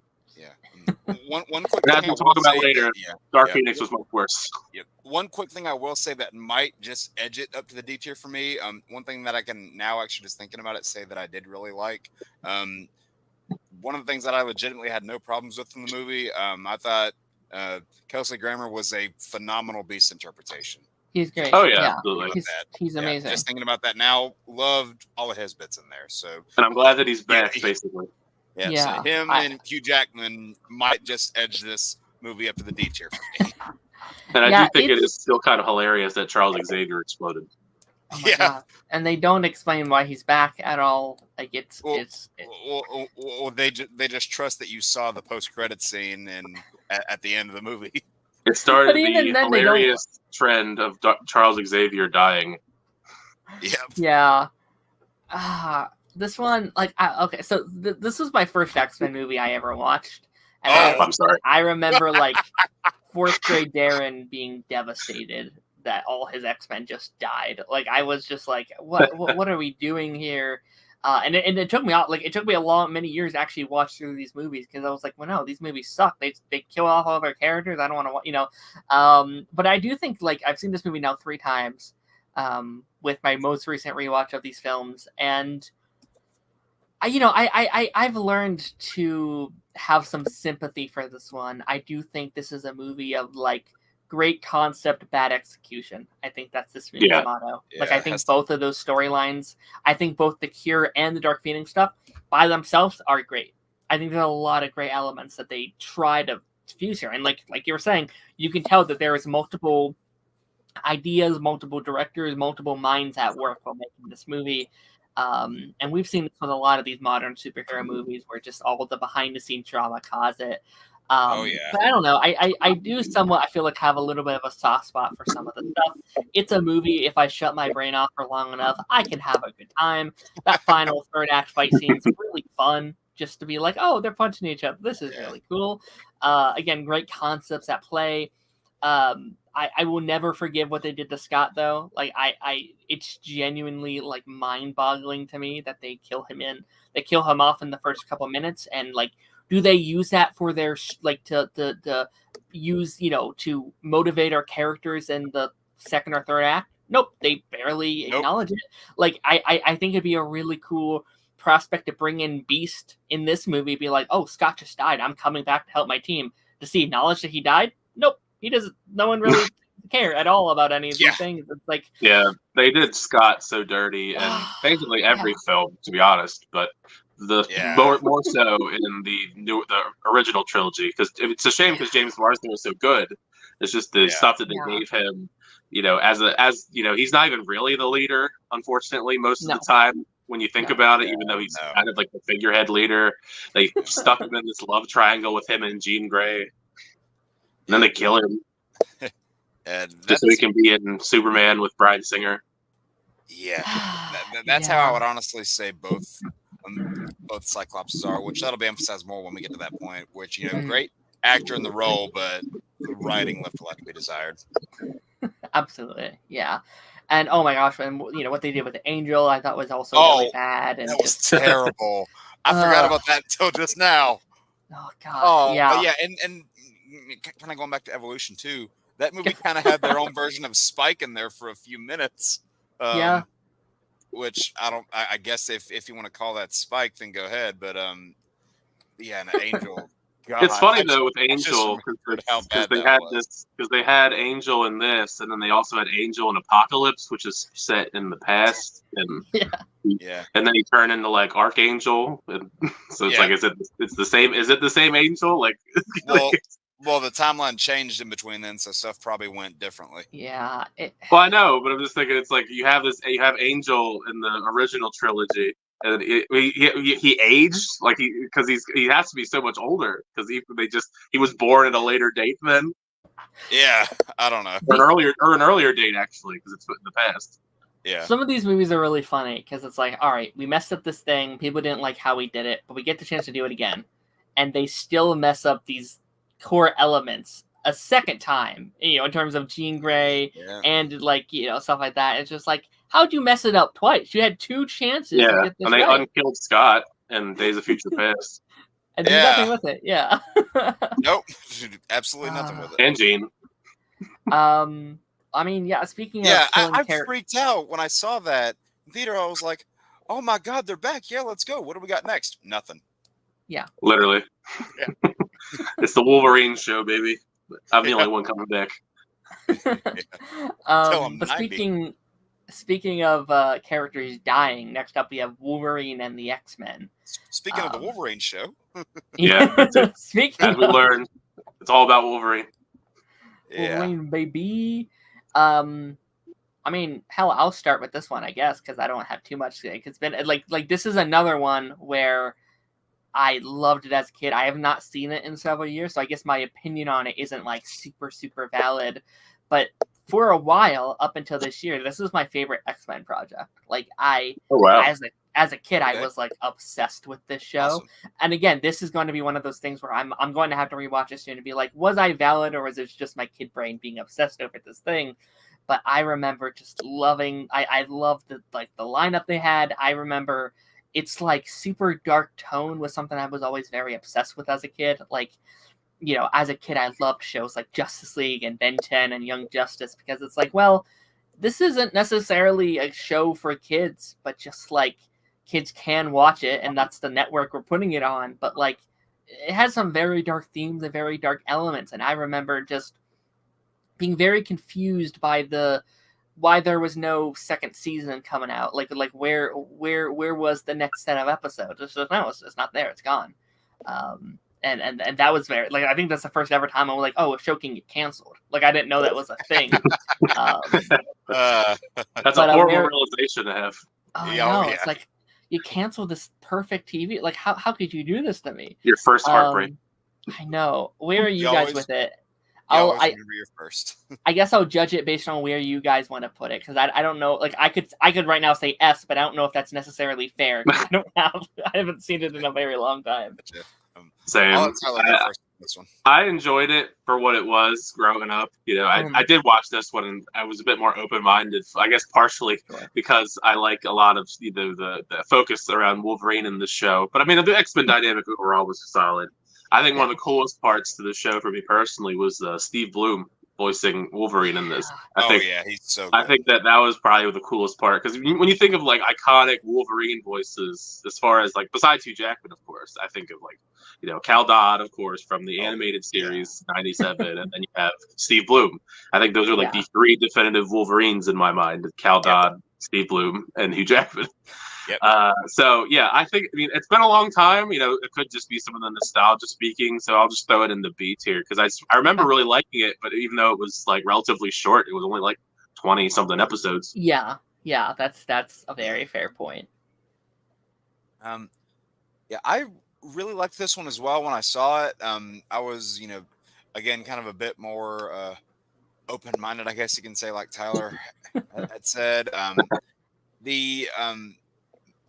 It was weird because whenever you went from the 90s series to Evolution to this, the visuals in this one, I was like, because they took a lot of the visuals from the Astonishing X-Men, like just the way like Wolverine looks, the way that especially Cyclops looks, and a lot of those visuals didn't really strike me whenever I would see that in comics. So it's like, okay, we're doing that in a show. It's like, okay, but I got past that after a while. Was really getting invested in the storytelling. Sucks that it wasn't on for very long. And I don't want to, hold that against it. The fact that it didn't get to do more stories, because that wasn't really their choice. But for what it was, we got a fun dynamic. It was a good mixture of tones, because you had your intense episodes like the Hulk episode, or the one where Wolverine is, being controlled by Mojo and going after Kurt and Wanda. It turns into a little bit of horror. And then you've got your more lighthearted episodes, with characters like Bobby and Kitty Pryde and Colossus. So a pretty good mixture of tones all the way through. This is another series where I really like what they did with Rogue. It's pretty funny how consistent Rogue has been in animation, only to have her fumbled very badly in the movies. But I really like this one. I wish it could have gone on for a little bit longer, but again, I won't hold that against it. But I would probably put it in the B tier. Okay. Yeah, that's fair. I think, I do just think, I just love its ability to, lean on the dark side of, I don't know, the X-Men. I feel like, with some of these other shows here, which is not a bad thing, but they do lean the neutral is a fun, spunky show, where I do feel like this is just kind of places them in the darkest timeline that you can think of. So you said C tier, and then Tyler, you said B. Oh no, I said B. All right, you said 2B. B.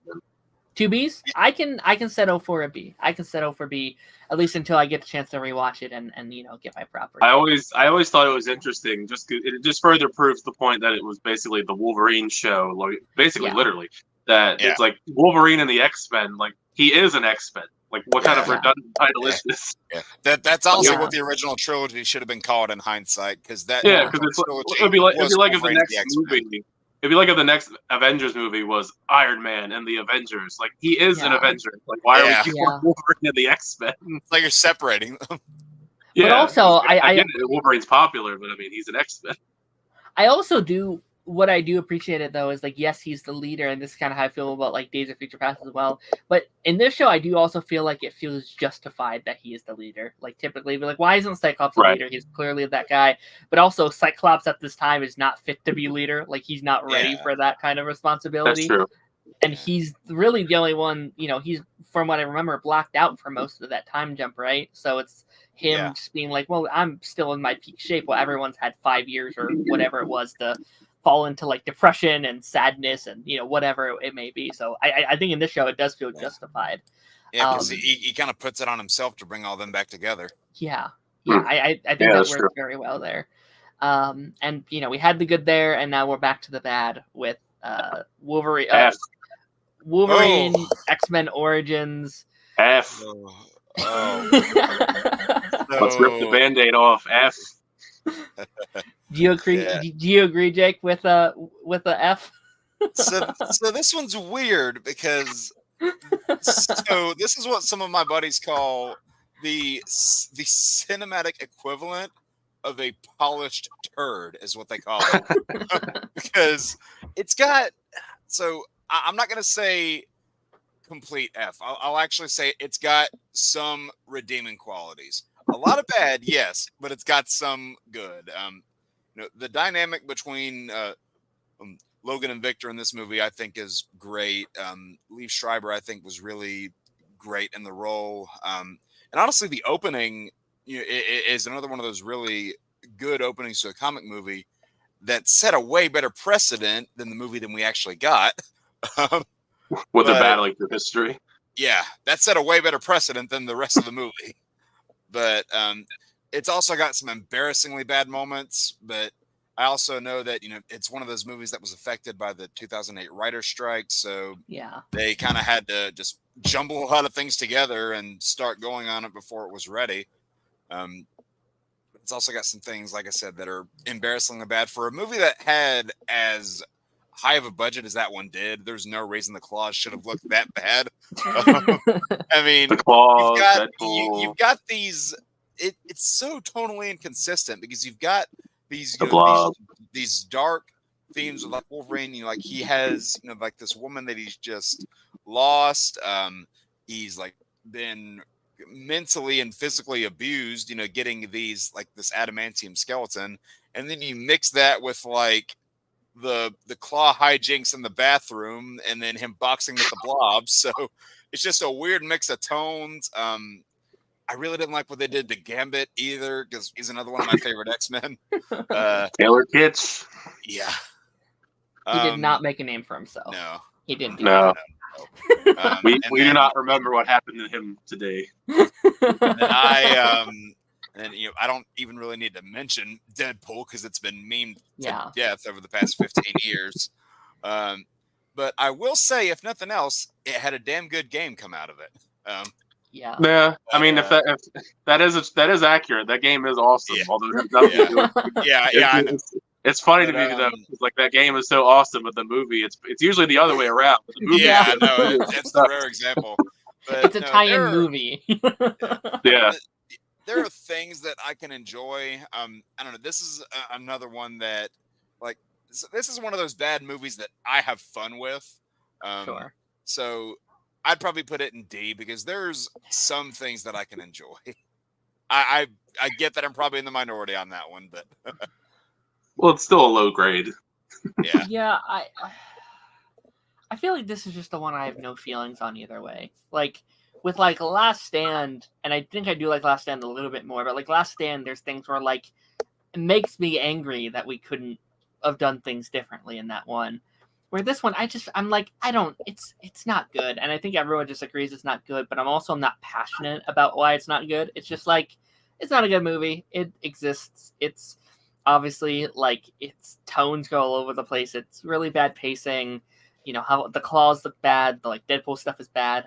But also like, this doesn't make it a good movie, but also that experiment scene where he's jumping on the water with his claws out might be one of the most iconic comic book movie scenes of all time. Does that make it good? No, but it's at least that's there.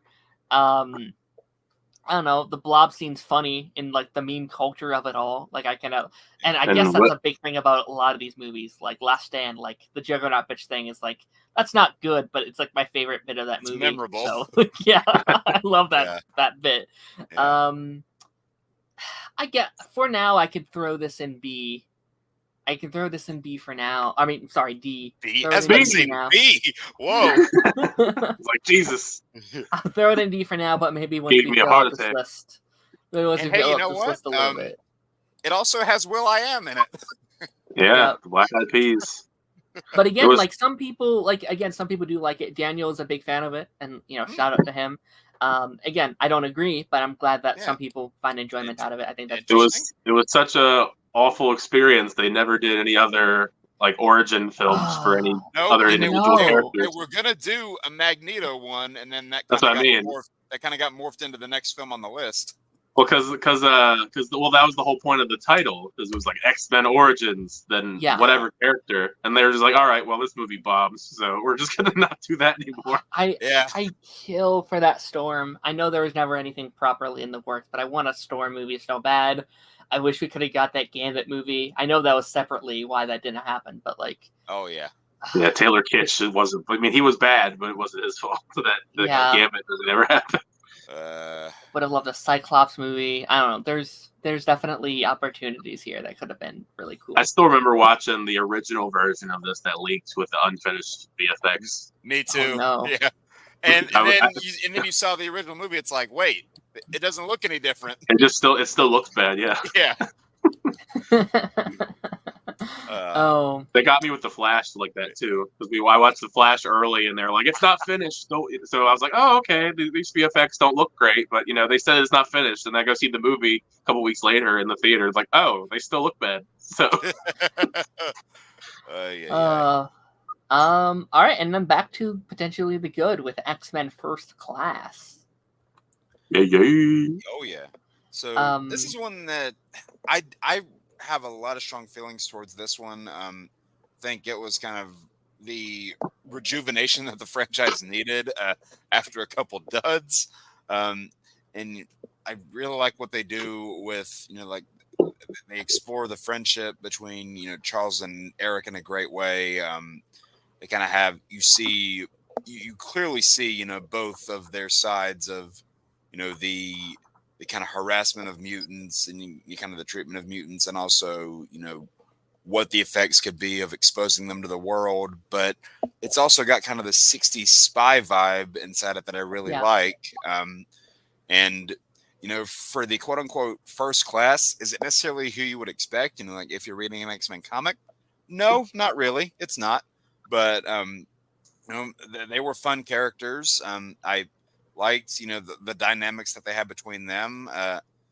In this movie, I don't actually think Jennifer Lawrence is that bad as opposed to, what you might say about her in later movies. Yeah. I thought Kevin Bacon was actually a pretty good villain in this movie because, apart from Magneto, there's not that many other villains in the X-Men movies, and let alone good ones. So this was kind of a rare example where he was actually a good villain. I liked how he played Shaw. Of course, you have the famous Hugh Jackman cameo that goes viral every couple months. And then, it's also one of those ones that's got a great soundtrack. Just an overall really good story. Although I will say I wasn't a fan of how they handle, obviously the Darwin thing. I'm not the biggest. I was say Darwin because they killed him. Yeah, and then they never explained why he couldn't adapt to that. They just flat out ignore it. You're not supposed to think about it too hard. Yeah. But with all that aside, I still have a lot of fun with this movie. It might be my favorite of the X-Men team movies. Yeah, I agree. But even with that, it still doesn't quite reach S for me, but I would put it in strong A. Okay. Tyler, where are you at with that? I wholeheartedly agree. I do think it is an A-tier film. It's a shame because Matthew Vaughn, I think, really did reinvigorate the brand after it had been such a low between Last Stand and the Wolverine origin film. And it was one of those things where I remember when it was coming out, I was like, we're going to do prequels now. We're going to revisit the classic era of X-Men where we're going to develop these characters' origins because we knew where they were going to go, or at least we thought we did because they kept changing the timeline stuff. But the overall standout thing to me and why I think I fell in love with the newer characters so much is because of how much I love the dynamic between James McAvoy and Michael Fassbender. Because Patrick Stewart and Ian McKellen were phenomenal in the original trilogy, and I think it was a great idea to expand upon their origin story and why they are the way that they are. And, how did we get to this point? Because at one point in time, obviously, they were on the same side, and then they have conflicts of interest, and then, one thing leads to another, and now they're villains for the rest of time. And I liked exploring the differences between their philosophies towards humanity and mutant kind in general, where one side wants to try and integrate and work with the humans, and then there's, Magneto, who would rather have, mutants be superior in a way, because that's just how he feels. And I think overall, of course, the movie was more so of them being teammates, but we saw towards the end Magneto going towards the dark side, if you will, within taking out Kevin Bacon's character in brutal fashion with a coin through his face. That was poetic, though, because of how the movie started. Yeah, it's one of the things as far as like villains go and how they're written. I think even with the prequel trilogy, well, I guess it's not a trilogy technically, but when I think of the trilogy, I think of Dark Phoenix and it's 4 because it's technically I try to forget Dark Phoenix, but because Days of Future Past technically is in there, so that's why it's technically not a trilogy. Yeah. But when I think of it, I think Magneto has such a phenomenal arc throughout the entire Michael Fassbender-led films, and it's just like that was probably the part that really kept me engaged with the overall story, was seeing Magneto's descent, if you will, into his feelings, even though some of it later on in the franchise got a little bit wonky. But yeah, it just gave me everything I wanted, like a reinvigoration. It was cool seeing the origins, the mansion being built up, these new mutants that we would inevitably see for the most part would never return, but they were still fun while they were in the movie. Yeah. But yeah, I really wish that Matthew Vaughn was able to do more entries, because I think he did do such a phenomenal job, and I think he could have been really big if he had done more. Yeah, I think I would agree with just the fact that, like, I think it's the best, I guess, movie with the X-Men title in it for me. Where they're a team, yeah. Yes. I think this, to me, I think this is the only proper movie where they feel like X-Men. And I think, love Hugh Jackman. Think he's great. Leaving him out of this one was the best thing they could have possibly done. Yeah. It's such a breath of fresh air to be like, this isn't a Wolverine movie. This is X-Men, and seeing their dynamics at play, them getting to learn and train to become a family is kind of what the X-Men's all about. Yeah, and this movie, God. I was going to say that this movie just showed that the X-Men franchise can carry itself without the character of Wolverine. 100%. Yeah, and which is why. Yeah, no, and not to get off track, but like when the MCU does their X-Men, I do want that first installment to be without a Wolverine. If you want to do like a Wolverine movie a year later, that's fine. I'm down with that. But I want a team without him before he jumps in. Yeah. And yeah, the like Charles and like Magneto stuff in this. I think that's those characters at their best in this set of movies. Like, I think those two are absolutely phenomenal. As much as I love the older castmates that play them, they're great. But I don't know, there's something about their dynamic in this movie that is, in my opinion, unbelievably good. I would also agree that I think it's very high A, almost S, but I don't know if it quite lands an S just because of a couple of nitpicky things throughout the movie. But yeah, it's great. All right, our next option here. This might be the one I don't know if anyone here has seen. I just threw it on the list just to see. Is the X-Men anime that had come out? I think it was like 2000. Was it 2010 or something like that? I think 11, somewhere around there. 11. Okay. Has anyone here seen this project? I'm trying to look it up and see if I remember. Okay. The only thing that I really remember, like, I think I saw maybe one episode, so not nearly enough to judge it to its extent. But I just I heard Wolverine's voice in that anime, and I went, "What is this?" And basically cut it off right after that because it just sounded so not like Wolverine. And that pretty much dissuaded me from seeing the rest of the show. So for all intents and purposes, this would be a have not seen for me. Yeah. I kind of figured, but I also thought that'd be fun to just throw it on here just in case. It sounds interesting. It does, yeah. Just by the looks, like when I was looking through like images, I'm like, hey, this looks like it could be cool. I also saw there was like a Wolverine anime. I was like, should I put this on here? I was like, nah, it's fine. By chance, do we know where it's streaming? If it's streaming? I looked on Disney Plus. It's not there. I think maybe because I looked earlier today. Can I watch this somewhere? I'm wondering if it might be on Prime. I don't know. I think you could like rent it, but I don't know if it's streaming. Yep, it's the only place to watch it. Google Play, apparently. Oh wow! Not even on like Amazon. Really accessible there. Yeah, but like I do think I remember it being on like Netflix. Like when I was a kid, like I would search up X-Men. 10 years ago, it was on yeah. I guess And Disney Plus didn't want it for some reason. I don't know. Maybe they don't even have the rights. I'm not sure how that. Maybe they forgot it exists. Yeah, they're like, all right, we'll take everything X-Men and put it on here, but not the anime. Not the anime. Nope. And yeah, here we go back to the. Well, I won't say that because I feel like this was a very divisive one, and that's the Wolverine. Yeah. Who wants to start with this one? I think Tyler, or I think I went first on First Class, so okay. So I'll let Tyler lead on this one. You know, it is interesting because I do think there are a lot of really cool elements to the Wolverine. I think it's really interesting how we have this sort of Western samurai story just with Wolverine as the centerpiece, where he's going to Japan, tapping into this history that we didn't know he had, where he has this whole adventure with his friend that he saved, from a nuclear fallout, and he ends up being the villain. But I think overall there was definitely. It's funny because Logan as a movie is very similar, which makes sense because it's both James Mangold, but it feels like there's a lot of precursors here to what would make Logan so good as far as the story beats, Hugh Jackman's role, his interpretation of Wolverine, where he goes with the character in this version.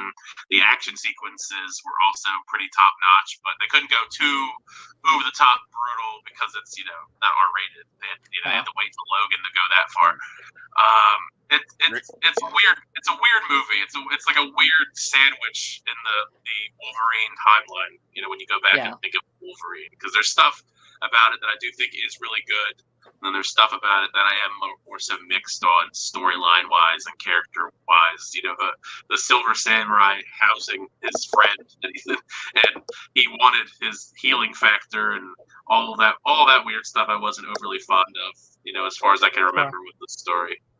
But I think it's a solid film. Like I think it's good, but I don't think it's great. I think Logan really was like, when you think of the Wolverine movies, I think the Wolverine is kind of the forgotten one because Logan is so memorable. It's looked upon as a masterpiece, one of the greatest movies of all time in the comic book genre, or just in general, depending on how you feel about the film.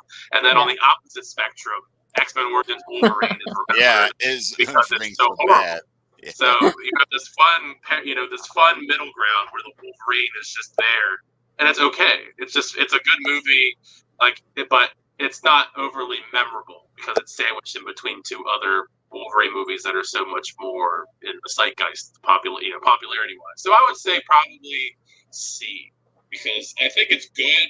It's not great, and it's as far as letter grades go, I would definitely put it in like the B- tier if there was a B-. So I'll go C, but a really strong C, like a C+. Okay. C+. Jake, where are you at? So this is another one that's a little odd for me because like Tyler was saying, this is kind of a prototype of what we would get in Logan. It's got like that samurai western kind of feel to where it kind of reminisces that of like other films that would go on or that had that same sort of tone, like the films like Yojimbo, The Seven Samurai kind of gives a vibe of films like that. I always really like as far as solo Wolverine stories, where they go to Canada and explore the Weapon X angle, or when they go to Japan and they explore that side of things. I'm really interested in both of those. And this is a movie that I definitely enjoy. It's got some great action. That train action sequence is still one of my favorites. Just because it is really cool the way that everything is utilized there. And Hugh Jackman, of course, knocks it out of the park in the role, which is the case pretty much every time. But then, like, it's got a really solid first two acts. Then that third act happens, and that's where it kind of all falls down. And the whole Silver Samurai twist, I wasn't really a fan of how they handled that. Also, the Viper character was very weirdly interwoven into the whole thing. Like, had no connection to Wolverine at all. At least that we had seen, there was pretty much nothing there. The whole, PTSD angle that they did, where he's, hallucinating Jean Grey throughout the whole movie was. I mean, I get it, but was still weird. Yeah, so it's because they didn't establish them that deeply as a couple in the trilogy. That's almost like an issue on like the original trilogy than this itself, because they actually do that a couple times in these movies where it's like, I feel like if those first three were slightly stronger, it might improve a movie like this, or even like Days of Future Past, where it's like, but we didn't see them bond over these course of those three movies. Not like that. She was with a whole other person in the beginning. And then there's like other weird bits too, just thinking about it a little bit, this might be me thinking too hard again, but the bit whenever, Logan is like intimate with the granddaughter, he's like over 100, this girl's 15. So a little weird when you think about that. But this is definitely a fun movie. I wouldn't exactly call it great. I would call it good. And then of course, the unrated version has that suit tease that we waited like a decade before getting an actual costume. And I would say I'd probably put this in, if we had like B- or I would probably go there, but I would also say C. It's interesting though, because that character is Yukio. Yukio is a different actress, obviously, but it's funny looking back because it's like that's Yukio, and then you see her so much in the Blade and not the Blade and the Deadpool sequels where she's like, "Hi, Wade," and that's like the extent of her character for the most part. Yeah. I remember being really surprised when I saw that the original Yukio actress from the Wolverine. It clicked. I was like, because the next year I was like, wait, she's Katana in Arrow. I was like, it's the same person. The Arrow Katana. Darren, where do you land on this one? No, I'm also C. I think it's like the middle of the road of these. It's kind of the like Amazing Spider-Man of the X-Men movies. I feel like, where it's like there's nothing inherently wrong with this movie. I also just think it's kind of unmemorable. Like you guys are saying, it's definitely the like black sheep of like the Wolverine movies, where it's like doesn't stand out. Yeah, especially you have it actually might be one of the weirdest, like I think the Wolverine might be one of the weirdest like comic book trilogies of all time, because it has every stage of it. You have the terrible, the mid, and the perfect. Yep. And it's just like a whole other contrast of the medium. But it's fine. I like some fight scenes in here. I like those first acts a lot. I enjoyed it a lot more in my most recent rewatch of it. I was like, okay, this is solid enough. And then I agree, it kind of loses you in that third act. And then I strongly dislike the post-credit scene stuff, where it's like, oh, they're back now. It's like, oh, they are? How? It's just like, all right. And then, they obviously got rid of that suit scene. You're right. Where it's like, nah, I'm good. It's just like, come on, guys. Like, what are we doing? You know what I mean? Like, I feel like, I don't know. It's fun. I do think I do think at this point in the franchise, he should have been wearing the iconic yellow suit at this point. Like, I can kind of get at the beginning why they didn't want to, but I think at this point they should have given it to him. I think this was a great time. When he's more separated on his own, he should have that suit that makes him stand out. 100%. Like, this is a Logan movie, not the Wolverine in my eyes. But still some fun stuff here. But it is very much that like middle of the road X-Men, I feel like. Yeah, it's funny though that you mentioned the fact that the trilogy as a whole, because I can't think of any other trilogy, because usually they don't get to the trilogy point. I can't think of another trilogy where like the first entry was literally awful, the middle entry was positive, positive to middling, and then the third one was the best. It was a masterpiece. I can't think of any other trilogy of films where they actually got through a trilogy where the third one was the best. Usually when you think of trilogies, the third one's usually either the second best or the worst. Well, I was about to say the Star Wars prequel trilogy, but both of the first two entries were bad, so that doesn't really work. You need to have a middle entry that's at least passably okay. Yeah. But no, this is also like a really unconventional trilogy when you think about it, because just watching these 3 Wolverine movies on its own, it's like it's impossible to do that. Yeah, you kind of have to. It's one of those things that a lot of people hate the MCU for doing now, but it's very similar to like Guardians, where it's hard to just watch 1, 2, and then 3. It's like, well, you're going to be missing some huge pieces here and there. Oh, yeah. Well, yeah, I guess you'd be like, who the hell is this woman? Who the hell is she? Yeah, and you're like, what's like, who's this little girl? Because he had a whole other girlfriend in the first one. Yeah, that was supposed to be their version of friggin' what's her name? Silver Fox. Oh, yeah. Yeah. Yeah, so it'd be very funny to watch it. I wish there was some like way we could test that on somebody. Like, hey, watch Wolverine, and then the Wolverine, and then Logan, and I want to know your thoughts. That's like doing the like Captain America movies as well, where it's like, hey, just watch these 3 movies. It's like, who the hell are all these characters in Captain America 3? One's in the past, then there's one in the current day, where spy thriller with the Winter Soldier, and then the third one, it's and then going into Captain America 4 would be really funny, being like, what the hell? Who is this? Oh no. All right, next we have First Class. I'm sorry, not First Class. Days of Future Past. There we go. Already done First Class. Wait, who went first last time? I'm trying to remember. I believe I did. Yeah, go ahead, Jake. All right, so I'll take this one then. So this one was really interesting for me because it probably wouldn't be considered this way now, but how like in the MCU you have what are known as your like event films, like your Avengers movies, your No Way Home, your Deadpool and Wolverine, and in some aspects this could kind of be viewed as that for that original series of X-Men, because it's kind of bringing the two together, even though one is a lot more fresh than the other. And I really like a lot of things about it, but there's also some things that I very much dislike about it. Again, you have, not only Fassbender and McAvoy, but Stewart and McKellen both as their respective roles this time. The camaraderie between both pairs is on full display. It's great.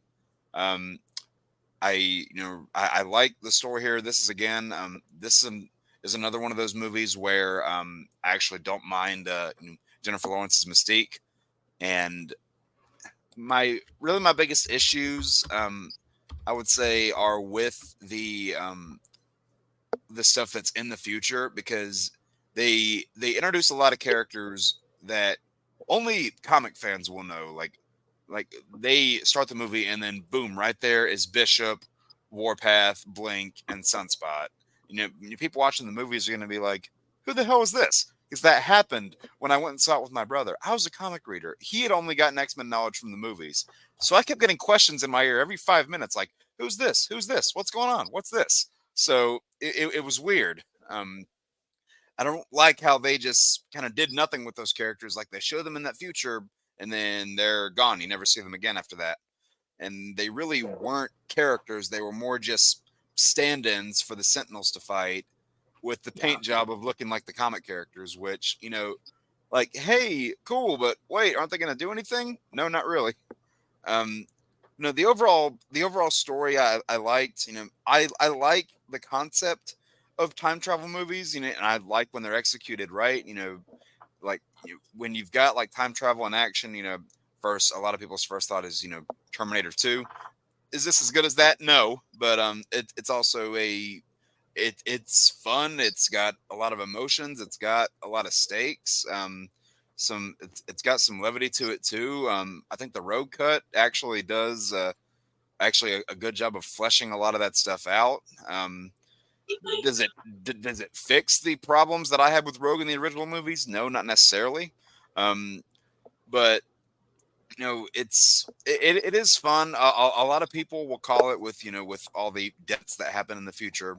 A lot of people say that it's kind of the Infinity War snap moment for the Fox X-Men universe, which was then undone in like 1 minute rather than one movie.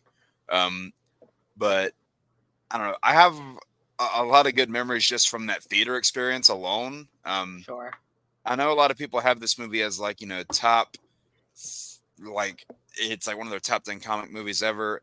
I'm not quite right there. I would still put it in A probably, but I don't like it as much as First Class. It's probably equal with X-Men 2 for me. Sure. It's got a lot of things that I like about it, but there's just a couple things that hold it back. Fair. Tyler? I love Days of Future Past. I think it's one of those stories, those iconic stories from X-Men. Like with the Dark Phoenix, it's one of my favorite stories that the X-Men's ever done. And I think it's interesting the changes because I get why they chose to do Wolverine, because Wolverine was the star and they had him go back, and it would make sense for anybody else to go back. Yeah. Because they didn't establish Bishop as a character really at all. Because he's the one that's supposed to go back in the story. So it would have been like, okay, who the hell are you? We don't know you, Bishop. So using Wolverine made more sense from a commercial standpoint and a story standpoint. I think for the most part, it does a great job kind of bridging the gap between the classic and also the newer generation that they had at the time with McAvoy and Fassbender. It had been a long time since the Last Stand, so the wounds had kind of healed for me as far as the roughness of way that trilogy concluded. Yeah. And I think for the most part, they did a great job as far as telling a story that would be great enough where you would be satisfied for either generation of X-Men characters. And I mean, Days of Future, they did a much better job adapting it compared to something like the Dark Phoenix storyline, which had a lot less care put into it. And Nice. I really liked how, because we didn't really see it at all, because we only had that one scene in First Class, but I also just loved getting to see Wolverine interact with the newer generation of the X-Men, even though technically they're the same characters, but they're much younger. Yeah. I just thought it was so cool, and it was well done. The action sequences were awesome. Back then, Jennifer Lawrence still seemed to actually care about playing Mystique, so she did a great job in this and in First Class, to be fair. Yeah. But yeah, I think I would put it in the S tier. I think I'm one of the ones that think it's one of the best comic book films. I think overall it hits all the boxes, and I personally wish that we had more films that did this. Had this level of quality in the X-Men franchise. It's just the only funny part is the fact that it kind of reset everything, and then they kind of just ignored it regardless. So yeah. Yep. Yeah. Well, like you said before, they didn't really do anything with anybody else besides Wolverine anyway, really. No. Yeah. No, they kind of use it more as like a crisis moment where it's like, well, the slate is wiped clean, so we can make any changes we want to make going forward. Yeah, that's true. But this was my second X-Men movie after watching Last Stand. So I didn't the first time I ever watched this, it was completely clean. Like I was a couple years removed from Last Stand. And Oh, okay. I remember. So you were kind of like my brother. He went into this without watching First Class. So I did not know a lot that first time I watched it, but I do remember. I love the chaos of the order you watch these movies in. It's crazy. Yeah, I didn't know what I was doing back then. I was quite young when those were coming out. But I don't know. There was. This is probably one of the first. I guess outside of the first Avengers, a comic book event movie where this is a thing. Like this is a huge comic book thing. And I feel like, we have a lot of these event movies now, but I think it's a very interesting aspect of where you have one cast of one movie and another cast of this movie, and they're clashing together for the first time. And I think how seamlessly that works, how it worked here, especially in a universe that's so messy up until this point, so chaotic. We don't even care about half of these characters, and yet though I think the way they were able to write this one felt so organically natural. I love, like, Wolverine is the lead of this movie, and I think in this one it makes sense. Like, there's a reason why he's the lead of this one. He's the only one in the scenario that can do it, and I think bridging the gaps between those two casts, it works very well. He knows both of these casts of characters in his own way, and he can bridge those. And I think, there's some issues with it. I hate Beast in this movie. I really, really hate what they did. I like Nicholas Hoult, shout out to him. He did his best, but I don't like this take on the character. It did have one of the funniest scenes when Wolverine comes to the house. Yeah. Oh yeah. Yeah, I love that Quicksilver scene. Obviously, there's one even better later on, but like that, it goes hard. I liked it a lot. I like the foreshadowing of like that might be my dad, or it's just the kind of like he's slowly building to that. Great action stuff. Hugh Jackman, he's having a blast with this one. Like, he's just having a really good time. I don't know if it's quite an S for me. I personally prefer First Class. I do think it's in between First Class and X2 for me. Like, I think those would be my top 3 X-Men movies. Like, as far as teams go. Yeah, like the solo X-Men movie, those are definitely my top 3. So it's a pretty high S for me. So I'm gonna put it. You said A, Jake, right? Yeah, I said A, and you just said S by mistake. I think you meant A. A, yes. A is kind of where I was leaning with this one, and then you said S, right? So yeah, I did. Okay, gotcha. Alrighty, our next one. The first one of these that aren't like, I guess, directly X-Men adjacent, and that's the first Deadpool movie. Yeah, I love me some Deadpool. Oh yeah. Let's start with Tyler. Let's start with you on this one.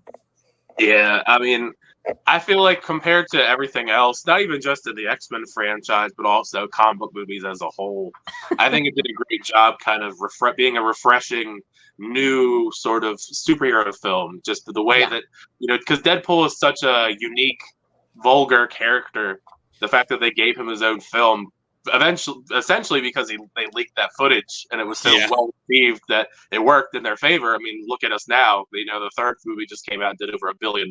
So it's great. It's funny going back and rewatching this because I still think for the most part it is extremely hilarious. I think it still holds up pretty well. Ryan Reynolds is giving it his all. The only thing that always is rough about these Deadpool movies, even the newest one, is the villains, I think, are usually the weakest. Ajax isn't the weakest of the 3, in my opinion, but I wish the villains were a little bit stronger in these Deadpool films so they could be even better, because I think they still are so great even without like strong villains, just because Deadpool as a character is written in such a way where you can't help but have a fun time watching him explore all of these crazy scenarios he puts himself in. And also just the way that the story is told narratively, I think, is also extremely hilarious. So I would probably put this in the A tier. I think it's one of my personal favorite. Although it's X-Men-ish. It's like you're saying, X-Men adjacent, because he's technically in the universe and he interacts here and there. Colossus is in the movie and Negasonic Teenage Warhead. So there's some X-Men ties, but not too much X-Men ties. It's very much adjacent in many different ways, at least until we got to Wolverine.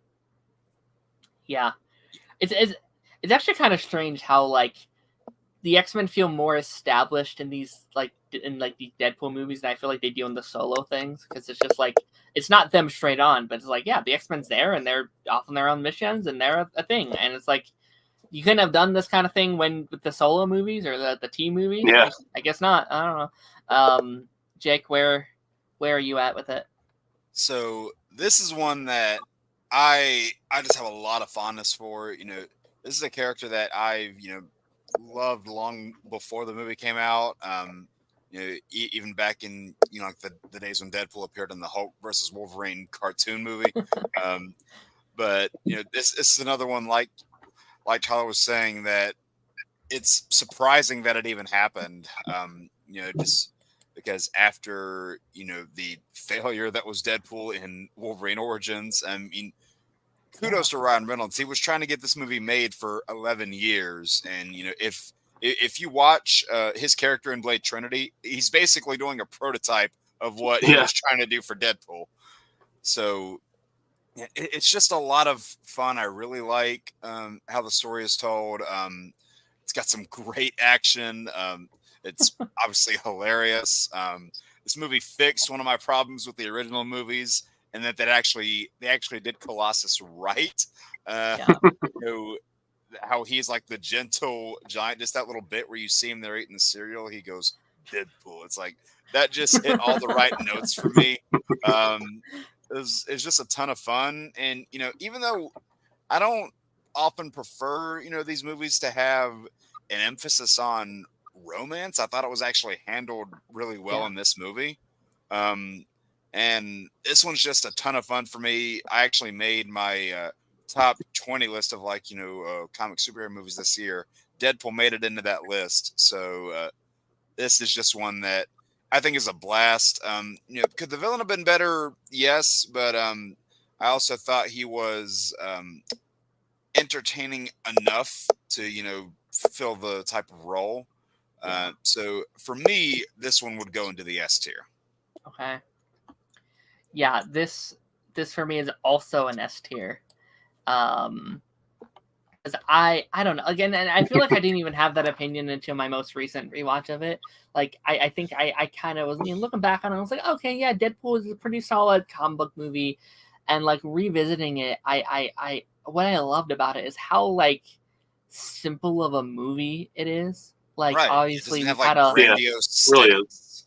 It's like there's been a lot of comic book movies since. We've had now 2 of these Deadpool movies, and it's a simple movie about a man falling in love and getting his girl back. And I think there's been a huge conversation recently, especially within the MCU, but like there's not really that many romances. There's not really that many couples in the MCU.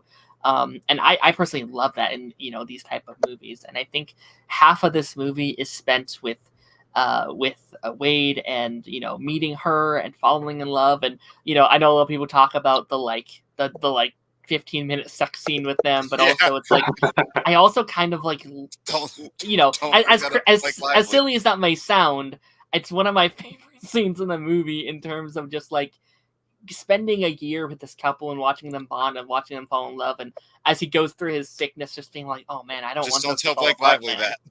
Yeah, it's I don't know. I think it's a very special thing. I think the comedy ages very well. I think it just sometimes I'm a big sucker for just a simple superhero story. Like it has a lot of heart, it has a lot of love. It does its thing, it gets out. Obviously, it was all done on such a budget. Like there's they had to cut scenes in the movie. They had to cut out action scenes because they didn't have the budget, and it works in their benefit. Like they make it work with what they got, and it's just like. I don't know. I'm a huge sucker for this one. I think it's my favorite one out of the main 3. So I don't know. It's definitely in my S. It's weird. Like until another movie that we'll get to later in this list, this was like this is better than any X-Men movie that came before it. Yeah, that's crazy. And again, on a budget. Like I think it's proof of why you need to care about these things you're making. I know a lot of these movies, some of these, other comic book movies, they're just like, we're doing it. Production errors and directors coming in. It's just like, no, they care about the movie. They make the movie. If you care, it shows on the screen. You can tell, which is ironically, going back, if it kind of fits in with what, the movie we're talking about with Borderlands. Because you can tell that a lot of people behind Borderlands did not care about the source material. And I really wish that Tim Miller had like a much better career post Deadpool compared to David Leitch. Because Tim Miller, because Deadpool was great. I thought that was like a great introduction. Yeah, I mean, that was the first time direct for him. So yeah, and then like after that, he did like the Terminator: Dark Fate, which I didn't think was horrible, but it was definitely not well received. And then he did Love, Death, and Robots, which was pretty solid. I like that. But he did reshoots. He did a lot of the reshoots directing wise for Borderlands. which is unfortunately, at like 3% on Rotten Tomatoes. So it's not exactly being received quite well. So I'm just thinking, like, how far Tim Miller has fallen, and I wish that he would just get a win. Oh yeah. Compared to David Leitch, who he's doing a ton of great stuff post Deadpool 2. Yeah. Oh yeah.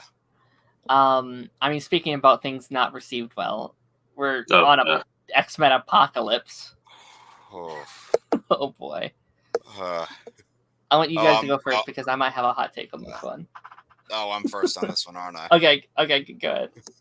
So I'll go ahead and start this. Out of all of the main X-Men, Logan, Wolverine, Deadpool movies, like, out of all of the stuff that is connected in that sense, like all of, like you have your original movies, your next 4 with the younger cast, the 3 Wolverines, and now the 3 Deadpools. Out of all of that, this has got to be my least favorite out of that entire bunch.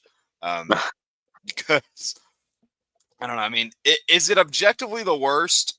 Probably not, but it's also the one that just gets me the most angry every time I rewatch it, which hasn't been often, but, I love Apocalypse as a character, so seeing just how badly they mishandled him in this. One second here. Sorry, I had to cough there for a second. But just seeing how they mishandled him in this got me really irritated. I don't think Oscar Isaac was right for the role at all. No. And they put in they just incorporate so many characters in a weird way. They have the kind of dynamic, the brotherly dynamic between Scott and Alex completely flipped in this movie to where Scott's the more aggressive one and Alex is the sensible one, which is not commonly how it is.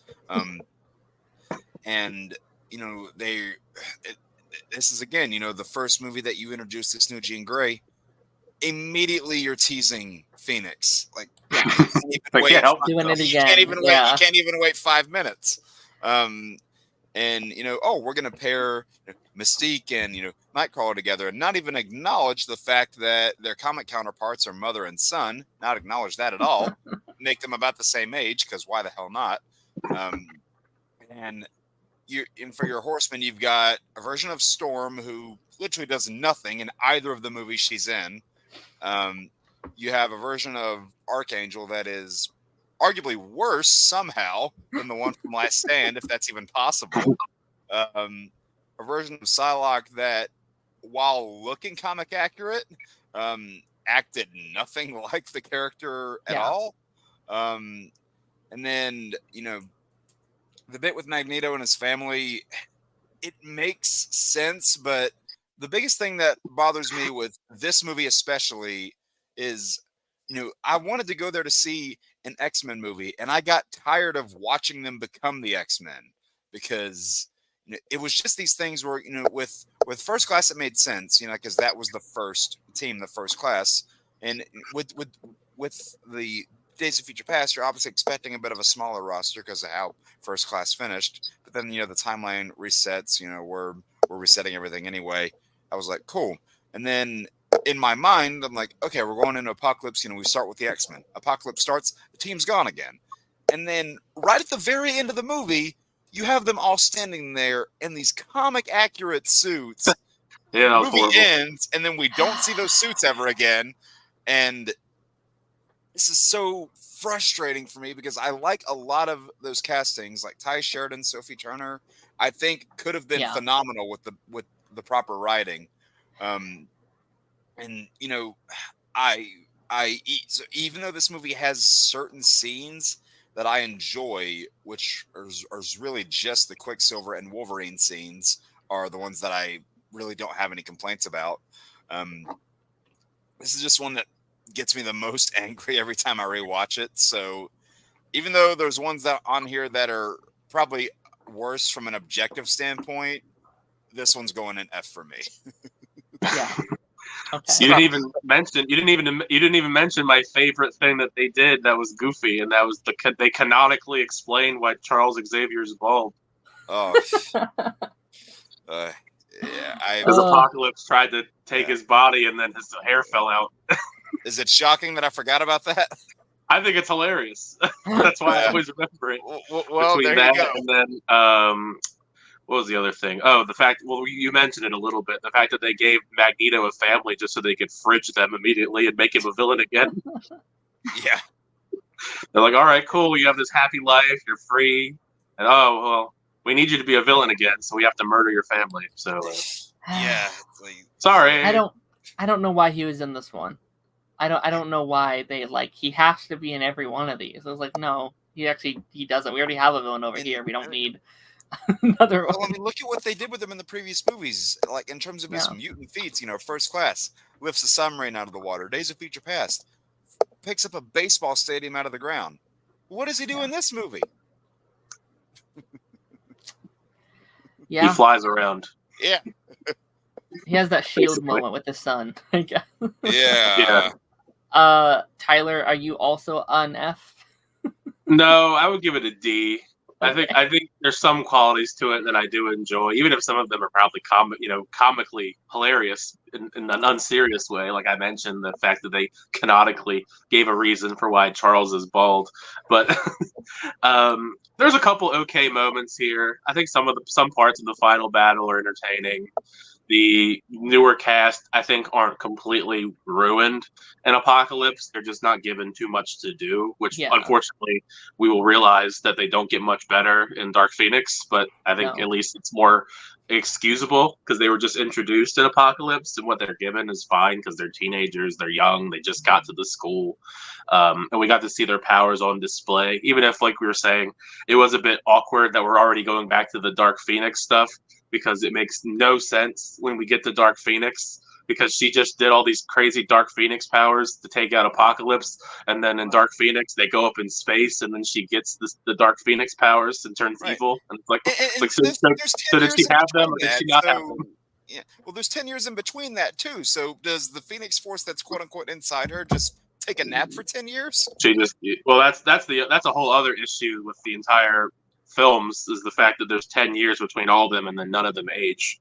Yeah. But like they're supposed to be like what, 50s, 60 years old, and by the time that these are over. I think so. In Dark Phoenix, they're supposed to be that. And it's supposed to be in the 90s in Dark Phoenix. Yeah. So yeah, they're supposed to be like, they're probably in like their 50s in Apocalypse, and they look the exact same. If Magneto looks like that in 1992, what the hell happened between then and 2000? That's what I'm saying. It's hilarious to think that Michael Fassbender went from looking like that to Ian McKellen in 15, 20 years. I mean, you talk about a midlife crisis. Right.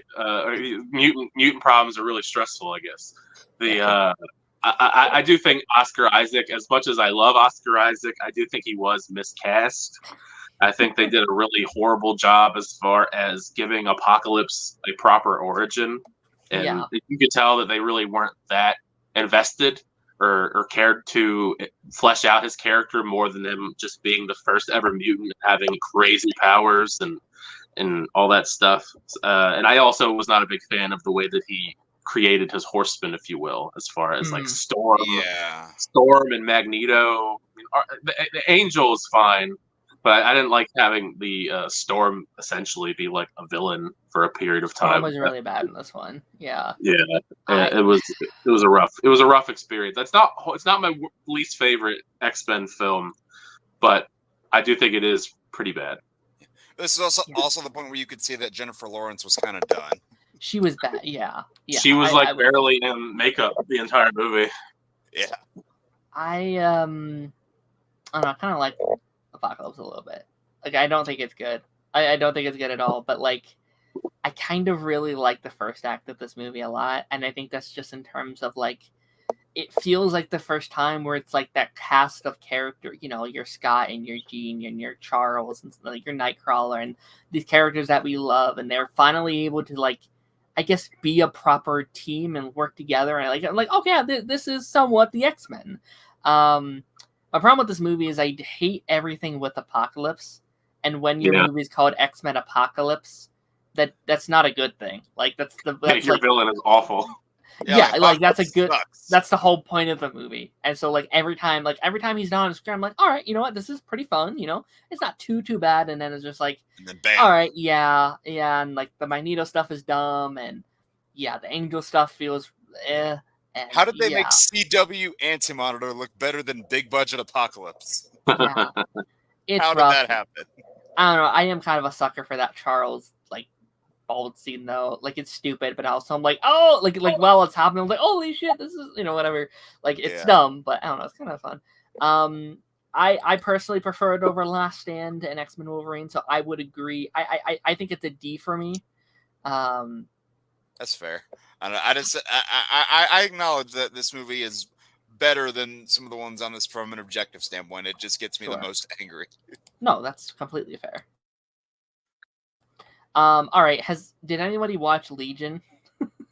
I did. You did? Okay. What's your thoughts on Legion? I think it's shockingly really good. It's very weird. I don't know if either of you, both of you, or one of you seen it before. I have not seen it. Long time ago I saw it. I haven't seen it recently. It's pretty weird. I mean, it's about Charles Xavier's son who has schizophrenia. Oh wow. Yeah, it depends on if it's schizophrenia or DID, dissociative identity disorder, but it's basically like Moon Knight in a sense because he also has DID. But it gets pretty out there with the stuff that Charles Xavier's son goes through as Legion in the 3 seasons of the show. It's Dan Stevens, Aubrey Plaza is in this, which is ironic because now she's going to be in the MCU as a completely different character as a witch and Agatha. Yeah. I think it's a really good show. I don't know if you guys, like I said, I don't know how you guys feel from what you've seen, or if maybe I would say I would recommend it if you like weird stuff, but it's everyone. I would probably put it in the B tier because I think it is entertaining, but it is very weird and it's not for everyone. Yeah. I don't know. I'm a little. This one's a little odd for me, as apparently a recurring trend, but I don't know. I like the Legion character in the comics and the way that they've handled him. So I was interested when I saw when I saw that they were doing this show. So I was like, okay, and I didn't know if they were going to do kind of like what Evolution did with the character, where they had him into what you thought were 3 different people, but it was really the same person. It is a little weird. Kind of like what Tyler was saying. It is.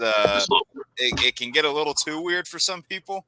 But I felt like the story was decent. It was solid. It went on for 3 seasons, I think.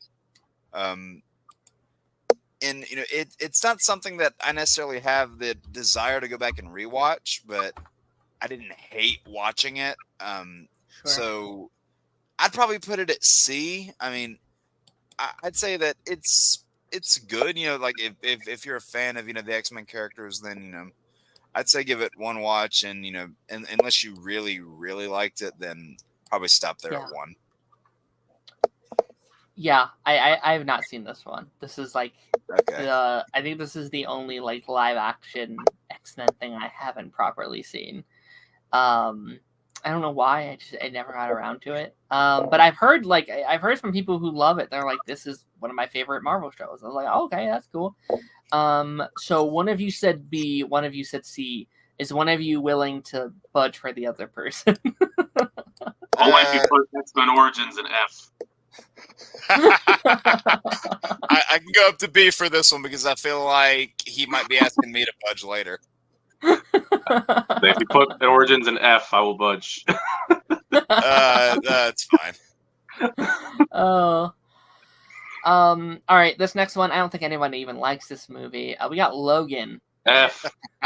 F. All right, moving on. No. Oh, no, you bad. Yeah, no. I get we might as well go ahead and cut the suspense out. I think we all agree that it's S, right? Yes. It's a perfect, ominous, emotional send-off.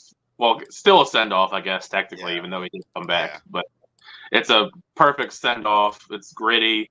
It's, like I said, emotional. It's brutal because it's R-rated. And I love the journey that we went on with Hugh Jackman back at the time when I thought it was the last ride, not knowing that we would get one more.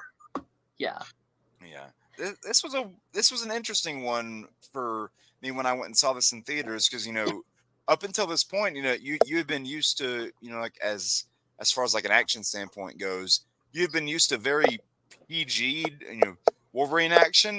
Like there would always be, like these people that would get killed in the movies, but you never really saw anything that made you think to yourself, "Oh, they're dying." It was more like comic book action, where he would swipe with the claws and they would like jump and spin away. But with this one, you see like people getting stabbed through the face, people getting limbs cut off, getting other things cut off. But this was probably, I don't know. I would probably still say that it was the best that both Jackman and Stewart have ever been in their roles as those characters. I also thought, the introduction to X-23 was phenomenal, and even with Jackman and Stewart giving it their all in this movie, she still managed to be a standout, which is impressive, especially for at the time of that movie she was 12 doing that. So definitely got to give her major props there. And this is another one of those movies where it's got a really simple story. It's about a guy that's kind of lost, run down, kind of forgotten by the world, and doesn't really want anything to do with the world anymore, and then finds a purpose again. So I think it's got a really beautiful symmetry. Laura is like just trying to survive in the world, and Logan's at the point where he doesn't want to anymore. So it's just got great parallels. Even a little bit of, there aren't a whole lot, but there are even some comedic moments in the movie, like with Xavier and the pills, and he makes the face at Logan showing that he took the medicine. I always get a kick out of that. And I don't know, this one is just, this is another one of those movies that made my, my top 20 as far as comic book movies go. It actually made it all the way up to my number 2. Amazing. And yeah, this is just one that I have loved from day one, ever since I saw it opening night, and still love it to this day. Yeah, I think this is one of those like so obviously like obnoxiously like, yes, this is one of the best comic book movies ever made. I think most people would agree with that. Even if you're not even the biggest fan of it, I think most people would agree this is a good, well-made movie. And I think it just works as a film, not even just a comic movie. Yeah, it's good. Not even just restricting it to a comic book film. It's just 100%. A great film. Yeah, and I think this is one of the movies that set the standard that there shouldn't always necessarily be a difference when talking about that. Like a comic book movie, yes, it has its own little genre, but it doesn't have to be. It doesn't have to stick within that. This is just a good movie. This is just a well-made, put-together film. And yeah, I like, it's a movie that I often don't even have a lot to say, just because it's like, yeah, it's good. That's that's all I have. It's a great movie. Yeah. It's not easy to rewatch, but damn it, is it good? Yeah, it's great. All right, moving on. I love how there was pretty much no debate there. Yeah, just like it's amazing. All right, next up we have The Gifted. So this is the one out of these that I haven't seen. Oh, okay, so I have full control. I love this. I've seen clips of it, but never watched the show. Okay, I mean, at one point in time, this was one of my favorite X-Men projects, or one of my favorite like superhero TV shows. Obviously, it's been a while since this one came out. There's only 2 seasons of this, and I feel like projects too. No, well, not one of my first, but I saw it before a lot of the movies. I will say that. I generally love what this show did, and it had obviously 2 seasons. Both seasons I feel kind of different on, so it might be kind of interesting to rank them. It as a whole, but I genuinely think that first season's incredible. And I love what they do with it, where it's like, yes, you have some X-Men characters you might recognize, like you have Polaris, you have Blink, you have some of those guys you might, hear about within the comic lore, but relatively it is kind of on its own, and it takes the perspective of like the everyday American family. What if they were mutants? And it takes this idea that like their father is one of the people that like picks up mutants and takes them to like the camps, and then oopsie, my 2 kids are now mutants, and now he has to switch sides completely and try to get them out of the system and stuff like that. And it has a super dark tone. These characters are really, really fun to watch. And I genuinely think the first season's amazing. And then season 2 is fine. It does the like Civil War-esque thing. People take sides in the second season. It's still solid, but I feel like it doesn't have the flair and the style and the funness that the first season has. There's a lot of, stupid decisions characters make or frustrating things that happen. It's still solid, but also it's not one of those things that ends on a massive cliffhanger at the end of season 2, and it came off the end of Disney buying Fox, and it's like, well, that's not getting a second season. So kind of just looking at the combining of season 1 and 2, I'd probably put it up there with B with Legion. I haven't seen Legion, but I think it's really good. And I actually think if it ended after that one season, it would be an S for me. But just the combining of 1 and 2, I'll give it a B. All right, we can move on from there. Okay, cool. Nice. Amazing. Deadpool 2. Oh boy. I know I said that in kind of like a bad preface, but no, I don't dislike this movie. This one is, I don't know, it was weird for me when I first saw it because, it came right after Infinity War. So, like, a movie that, like, shocked the whole world with its ending and left every theater in tears, pretty much. And then right after that, you get this irreverent, hilarious, gory comic movie. So, kind of oddly placed as a follow-up, not necessarily a follow-up in continuities, but just it was the next thing that came out after it.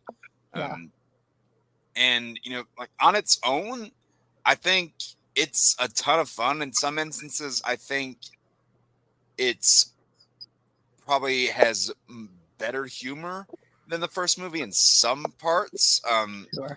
Although I think the first film has an overall better narrative. I do still think the second film has a lot of good things going for it.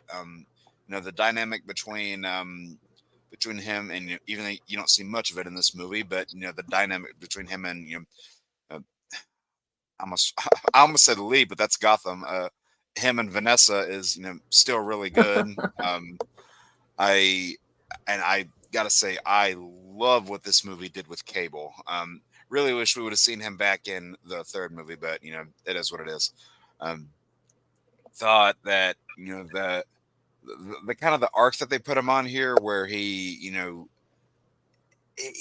really did he felt bad for the kid. He felt bad for Russell because of what was happening to him. He was being mistreated, but even though this may not be the most compelling thing to every person, I found it a little fascinating that at the end of the day, or through a lot of the movie, he was doing it all for Vanessa, like in the very back of his mind, that's who it was for. But there were, a lot of fun dynamics in this movie.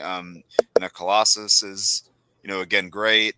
They give us a comic accurate Juggernaut this time, which was definitely a refresher. Definitely a lot more scary and kind of the level of scary that you would expect from Juggernaut and not the embarrassingly bad version that we got prior. Has amazing action, which helps because you have one of the John Wick co-directors as the director for this movie, so that definitely helps the action. You also got another great character in Domino, who again wish would return for the third movie, but again they weren't really going to go that way. But she's just really fun. There are a couple problems with this one. Most of X-Force outside of Domino, I kind of hated. I mean, Brad Pitt as the Vanisher made me laugh. Terry Crews' Bedlam was funny, but Shatterstar I could not stand personally. I mean, I'm not the biggest fan of the character in the comics beyond that, but seeing him in this movie, I was like, all right, when's he going to die? And the thing that kind of bothered me in this movie, kind of like what Tyler was talking about, how the villains aren't, the best. Not necessarily are the villains in this movie. I mean, so they aren't really good, but my issue is that they're not really consistent. There's not a consistent villain. Like you have There's like 3 different villains here, kind of. Like Cable's the villain for a little bit, and then it's Russell for a little bit, and then like you have Juggernaut. So it's never really consistent as to who your antagonist is. Whereas in Deadpool 1, Ajax is the villain, and then with Deadpool and Wolverine, Cassandra is the villain. So you're never really guessing on who it is. Whereas this one, it kind of jumps back and forth. Yeah. And there are some plot beats that don't completely land, but I do think this movie is very fun. Something I would definitely rewatch again. I'm kind of struggling with my placement because I'm wanting to go like either bottom of A or top of B. I'm kind of floating between those 2 spots. I'd say I do definitely like it more than the first X-Men. You know what? I'll go bottom of A. Okay. Tyler? Yeah, I mean, I think the Deadpool trilogy is such a fascinating one because I don't think there's really a bad entry because I think for the most part with the sequel, it has a lot of things that I enjoyed more or at the very least the very same levels. I think it did improve in a lot of different ways with the story and the dynamic, I guess you could say, with Deadpool, developing that further with his team of characters, adding more to the bunch, including Peter and the X-Force. The X-Force gag still to this day. I remember how not only how much I was laughing, but how shocked I was that we built up all this stuff with X-Force and then they all get brutally murdered. Yeah, they're all gone. And it's just like a hilarious play in a similar fashion to the final act in the first film where Deadpool was going to bring all these crazy guns and all this stuff to the final battle, and then he wasn't able to bring them because of the plot of the movie, the budget. In this case, they're like, all right, we're going to do that gag kind of in a similar fashion where you think it's going to be this hyped up X-Force final battle. Even the trailers was like, all right, we're doing X-Force with Shatterstar. Yeah, they really emphasized it. Yeah, and then they all get brutally murdered immediately and don't even contribute to the final battle. Even Peter, I mean, thankfully he came back and Shatterstar came back as well. I guess everybody really came back, although they ignored most of them in Deadpool and Wolverine. So I guess they're, except for Shatterstar for some reason. I did like the dynamic between Cable, Domino, and Deadpool. I think that did added a lot. That added a lot of great layers to the overall story they were telling. Mm-hmm. I think the overall action and aesthetic with David Leitch behind the helm, I think did greatly improve compared to Miller in the first film. And as far as like the stuff I didn't like, the villains I think are very weak. I do think the kid was extremely annoying. Unfortunately, I did not like the kid like at all. Julian Dennison, I think is his name. He's from was it Hunt for the Wilder People? That one Taika Waititi film. That's what I remember from before the Deadpool appearance, and then he ended up being annoying in the Godzilla films as well. So I guess that's just. And then he was in like some Christmas movie. Was the next thing I saw him in. Oh yeah. I tried to block that out, but I know what you're talking about when you brought it up. But I think it's still in the A tier for me. I don't think it's. Okay. There's parts of it I do think are worse than the original, but I still think it is a really solid, hilarious time. Yeah. Jake, you said B, right? No, I said A. Oh, you said A? Okay. Yeah, we can throw it an A then as well. Yeah, I think I won't spend too much time on this because I've already kept you guys a long time. But I think this is the fun outing. This I think is like the definition of like a fun superhero movie. Don't analyze it too much. It's just there to have fun. I think it's weaker than the first one. There's definitely a much bigger focus on action in this one. The overall plot, it's fine. I think the characters steal the show in this one. I do think it just has an overall issue of like throwing too much at the wall. A lot of them sticking. Some of it kind of just slides at the bottom. There is a thing where like I think especially post Deadpool and Wolverine is like, oh yeah, all these characters died, but like they're back, and it's like I feel like it doesn't like stand the same now that we've got this newest one where all these characters are back and stuff like that. But I think it's still a fun time. Like it's a movie. Don't think about it too much. Just have fun with it. Again, the cast is great. Yeah, solid. There's I think two small things I want to say there. One, if you're somebody that just likes films and has like a deep knowledge of a lot of films that came beforehand, Sure. there's a lot of jokes and stuff in this that you notice. Anybody who's seen Basic Instinct knows what I'm talking about already. Just that got a kick out of me, and also this movie has got probably one of the best post-credit sequences in any comic movie. Yeah, it's really good. I also thought the X-Men cameo and that was hilarious in the mansion. Yeah, but it doesn't really make any sense though when you think about it, because that's the 80s set and the 80s cast, and Deadpool's in modern time. No, that's why it's funny, because they don't care. They just they're just like, that's why. Well, that's because they joke about that. McAvoy or Stewart. Yeah. Yeah. Oh, man. And I mean, speaking of people not caring, next up we have X-Men: The Dark Phoenix. Oh god, these next two are basically kind of like neck and neck as far as like meh experiences. Like they're there, but I don't think about them. Yeah. Yeah. Do you want me to go? I mean, I can sum it up pretty quickly. I think it's just a very meh experience. I think a lot of the wind was taken out of its sails because by the time the movie did come out, we had already known that the universe was gone and they were going to reboot in the MCU. So a lot of us were kind of like, what's the point of this movie at this point? Because it's like, we know it's not going to lead to anything. Yeah. And the apocalypse wasn't that great either. So it was like, there was a lot of diminishing returns by this point with these X-Men films and the prequels, I guess, technically, the other prequels. So I don't think it was, by nature, I definitely went in with a more negative mindset just because it was like, I'm seeing this more so out of obligation to see if they're going to wrap this up at all, or like maybe, it seemed like there was a lot of behind the scenes drama with this one. Simon Kinberg directed when usually he's not a director. I think there's okay things in here, but for the most part, I do think it is kind of sadly. I didn't hear him cut out. Yeah, I think a lot of it, unfortunately, is a waste of time. Yeah. Yeah. I guess as far as ratings go, I put it in the D tier. D, okay. Yeah, that's probably where I fall on it too. I mean, there's certain things that I enjoy. I like the small, little bits where they expand on the relationship between Scott and Jean, because I actually think Shy, or I almost said his name backwards. I really think that Ty Sheridan and Sophie Turner had some good chemistry, and I wanted to see that go further. This is again another movie where yes, you have McAvoy and Fassbender giving it their all, but I especially didn't like Xavier in this movie.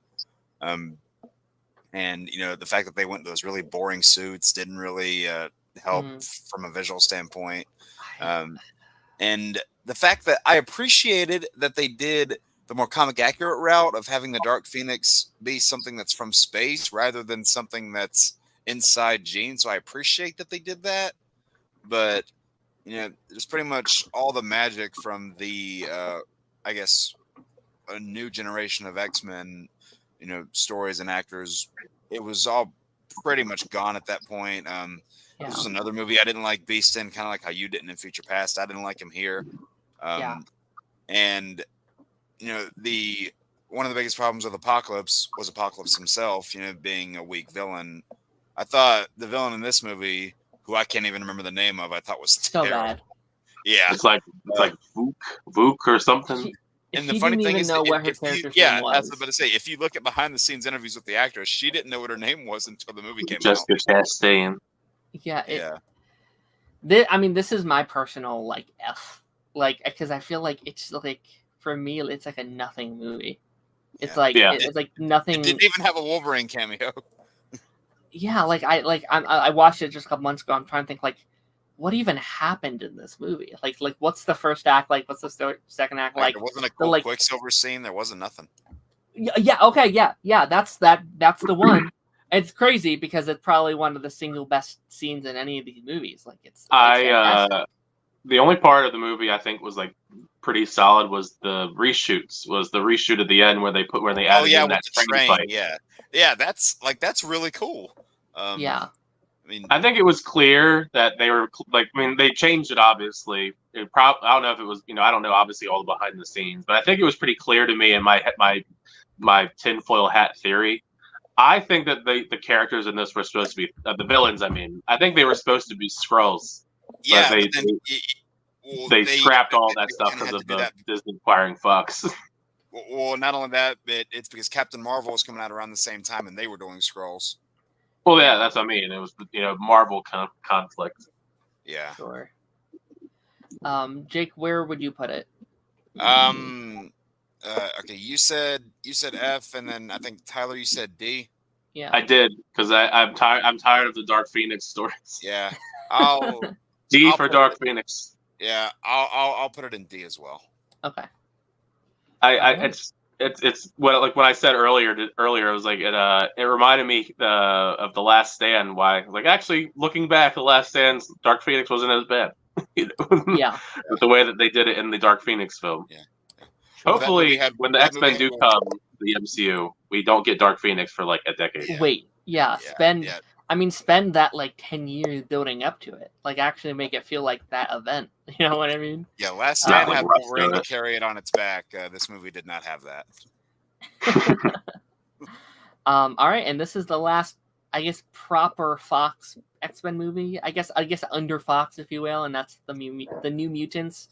And what a movie to end it all off on, because like such a strange one to end it. Right. Well, yeah. I mean, you described Dark Phoenix as kind of your nothing movie. This is, out of all the ones in this franchise that I've seen, like this is my nothing movie. Okay. I didn't really care about anything that was happening.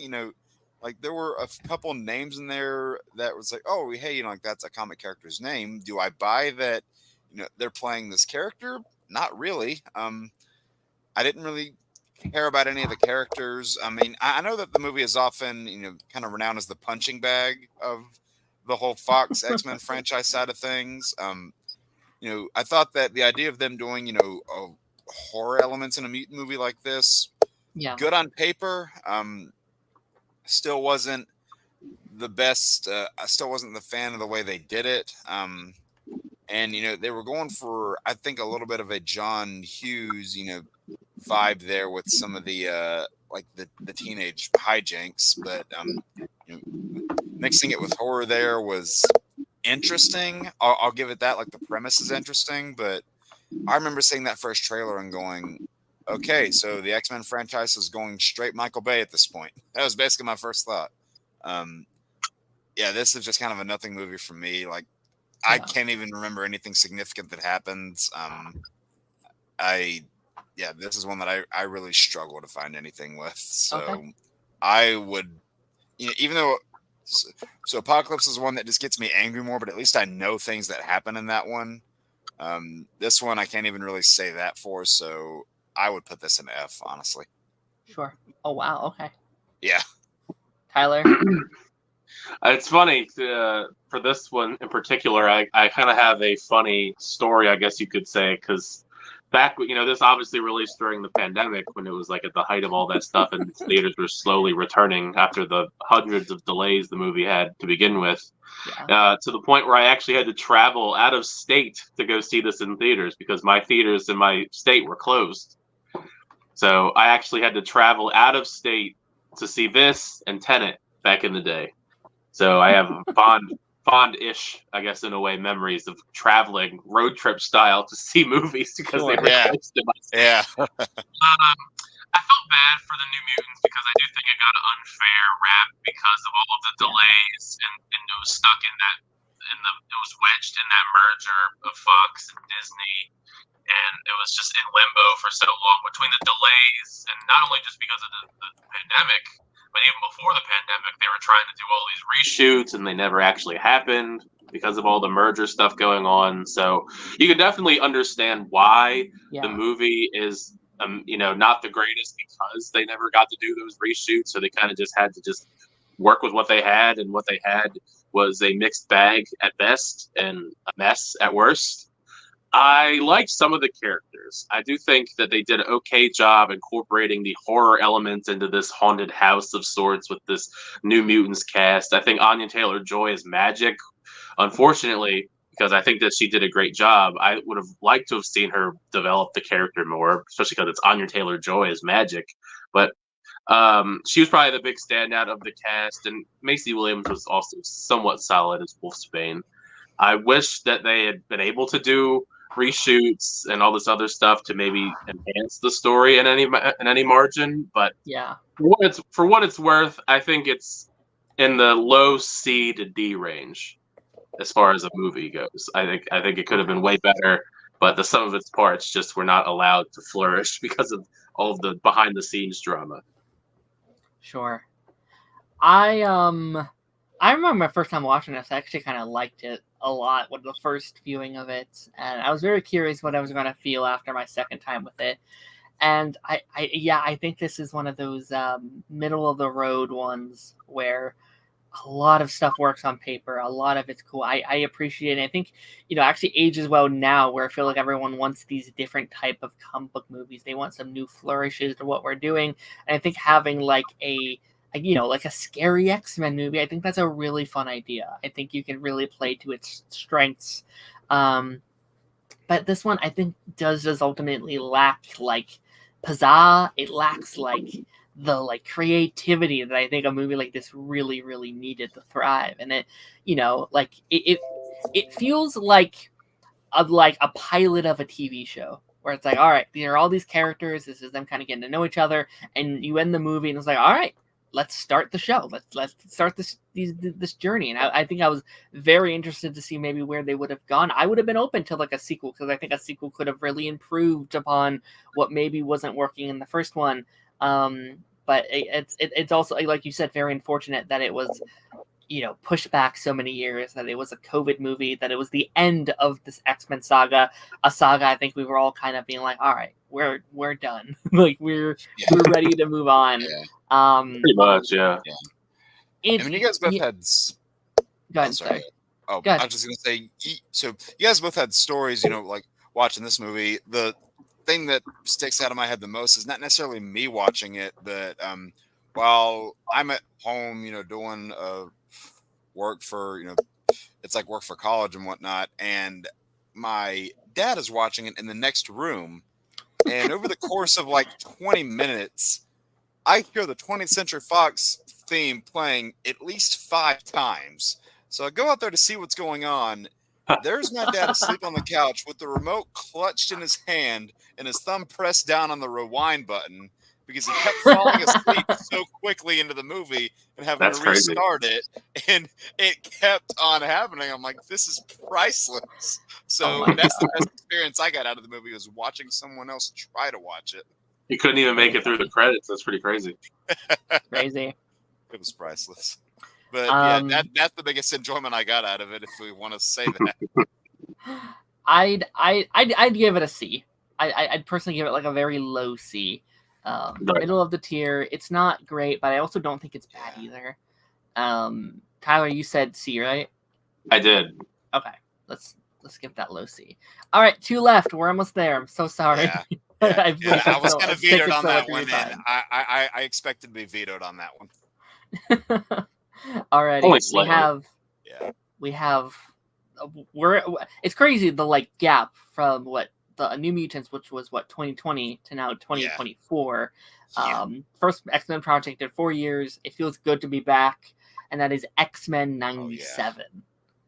And man, let me tell you, as somebody who grew up with that original series, watched it religiously. When I first heard this announcement, which I think it was back in 2021 when they announced it, I was like, the 7-year-old inside me was so excited, but also I was like, wait, hold on, what if they mess this up? I was pessimistic about it, and then those reservations were calmed a little bit when you saw the first actual trailer that showed footage, and then pretty much as soon as those first 2 episodes came out back to back, all my reservations were pretty much gone. And it just felt like I was seeing the version of the characters that I had loved so much as a kid. It was like I was getting those X-Men back. And you'd even have some people who were talking about the animation, how it maybe didn't look the greatest at points. and whether it did or it didn't really matter to me, because I was just focused on the fact that we got these characters back and we're getting more story with them, and I just appreciated that part of it so much. But it also just on its own, without all of the all of the buildup, without all of that behind it, on its own, I feel like it just really works, because I know several people who've watched this this first season who hadn't seen the animated series in the 90s and are loving it just as much.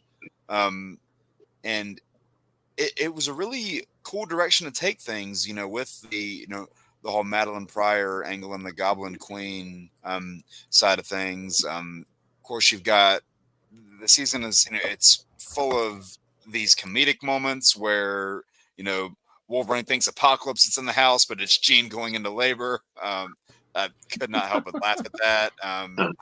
And then you've also got these gut punches, like what happens to Gambit. I mean, people were in tears when that episode ended, and a lot of us were. It was heart-wrenching, man. Not only what happened, but just the way that the characters, especially Rogue, reacted to it.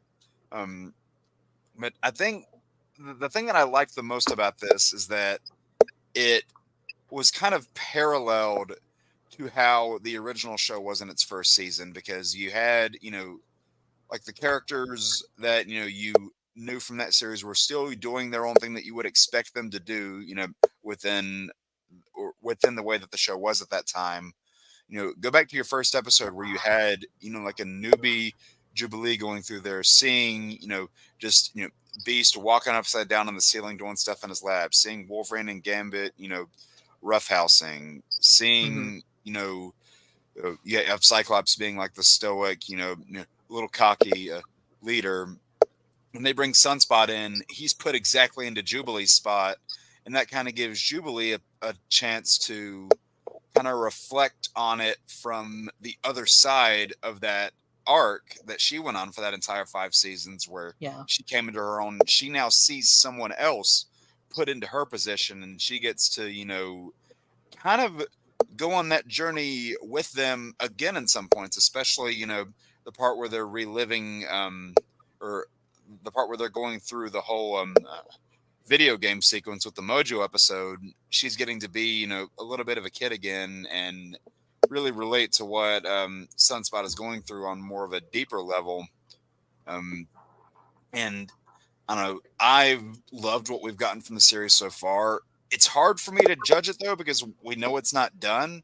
So this is just like the first season. I can't really judge it on its own, but from just the first season, I'm hovering between A and S. I'm hovering between objectivity and enjoyment.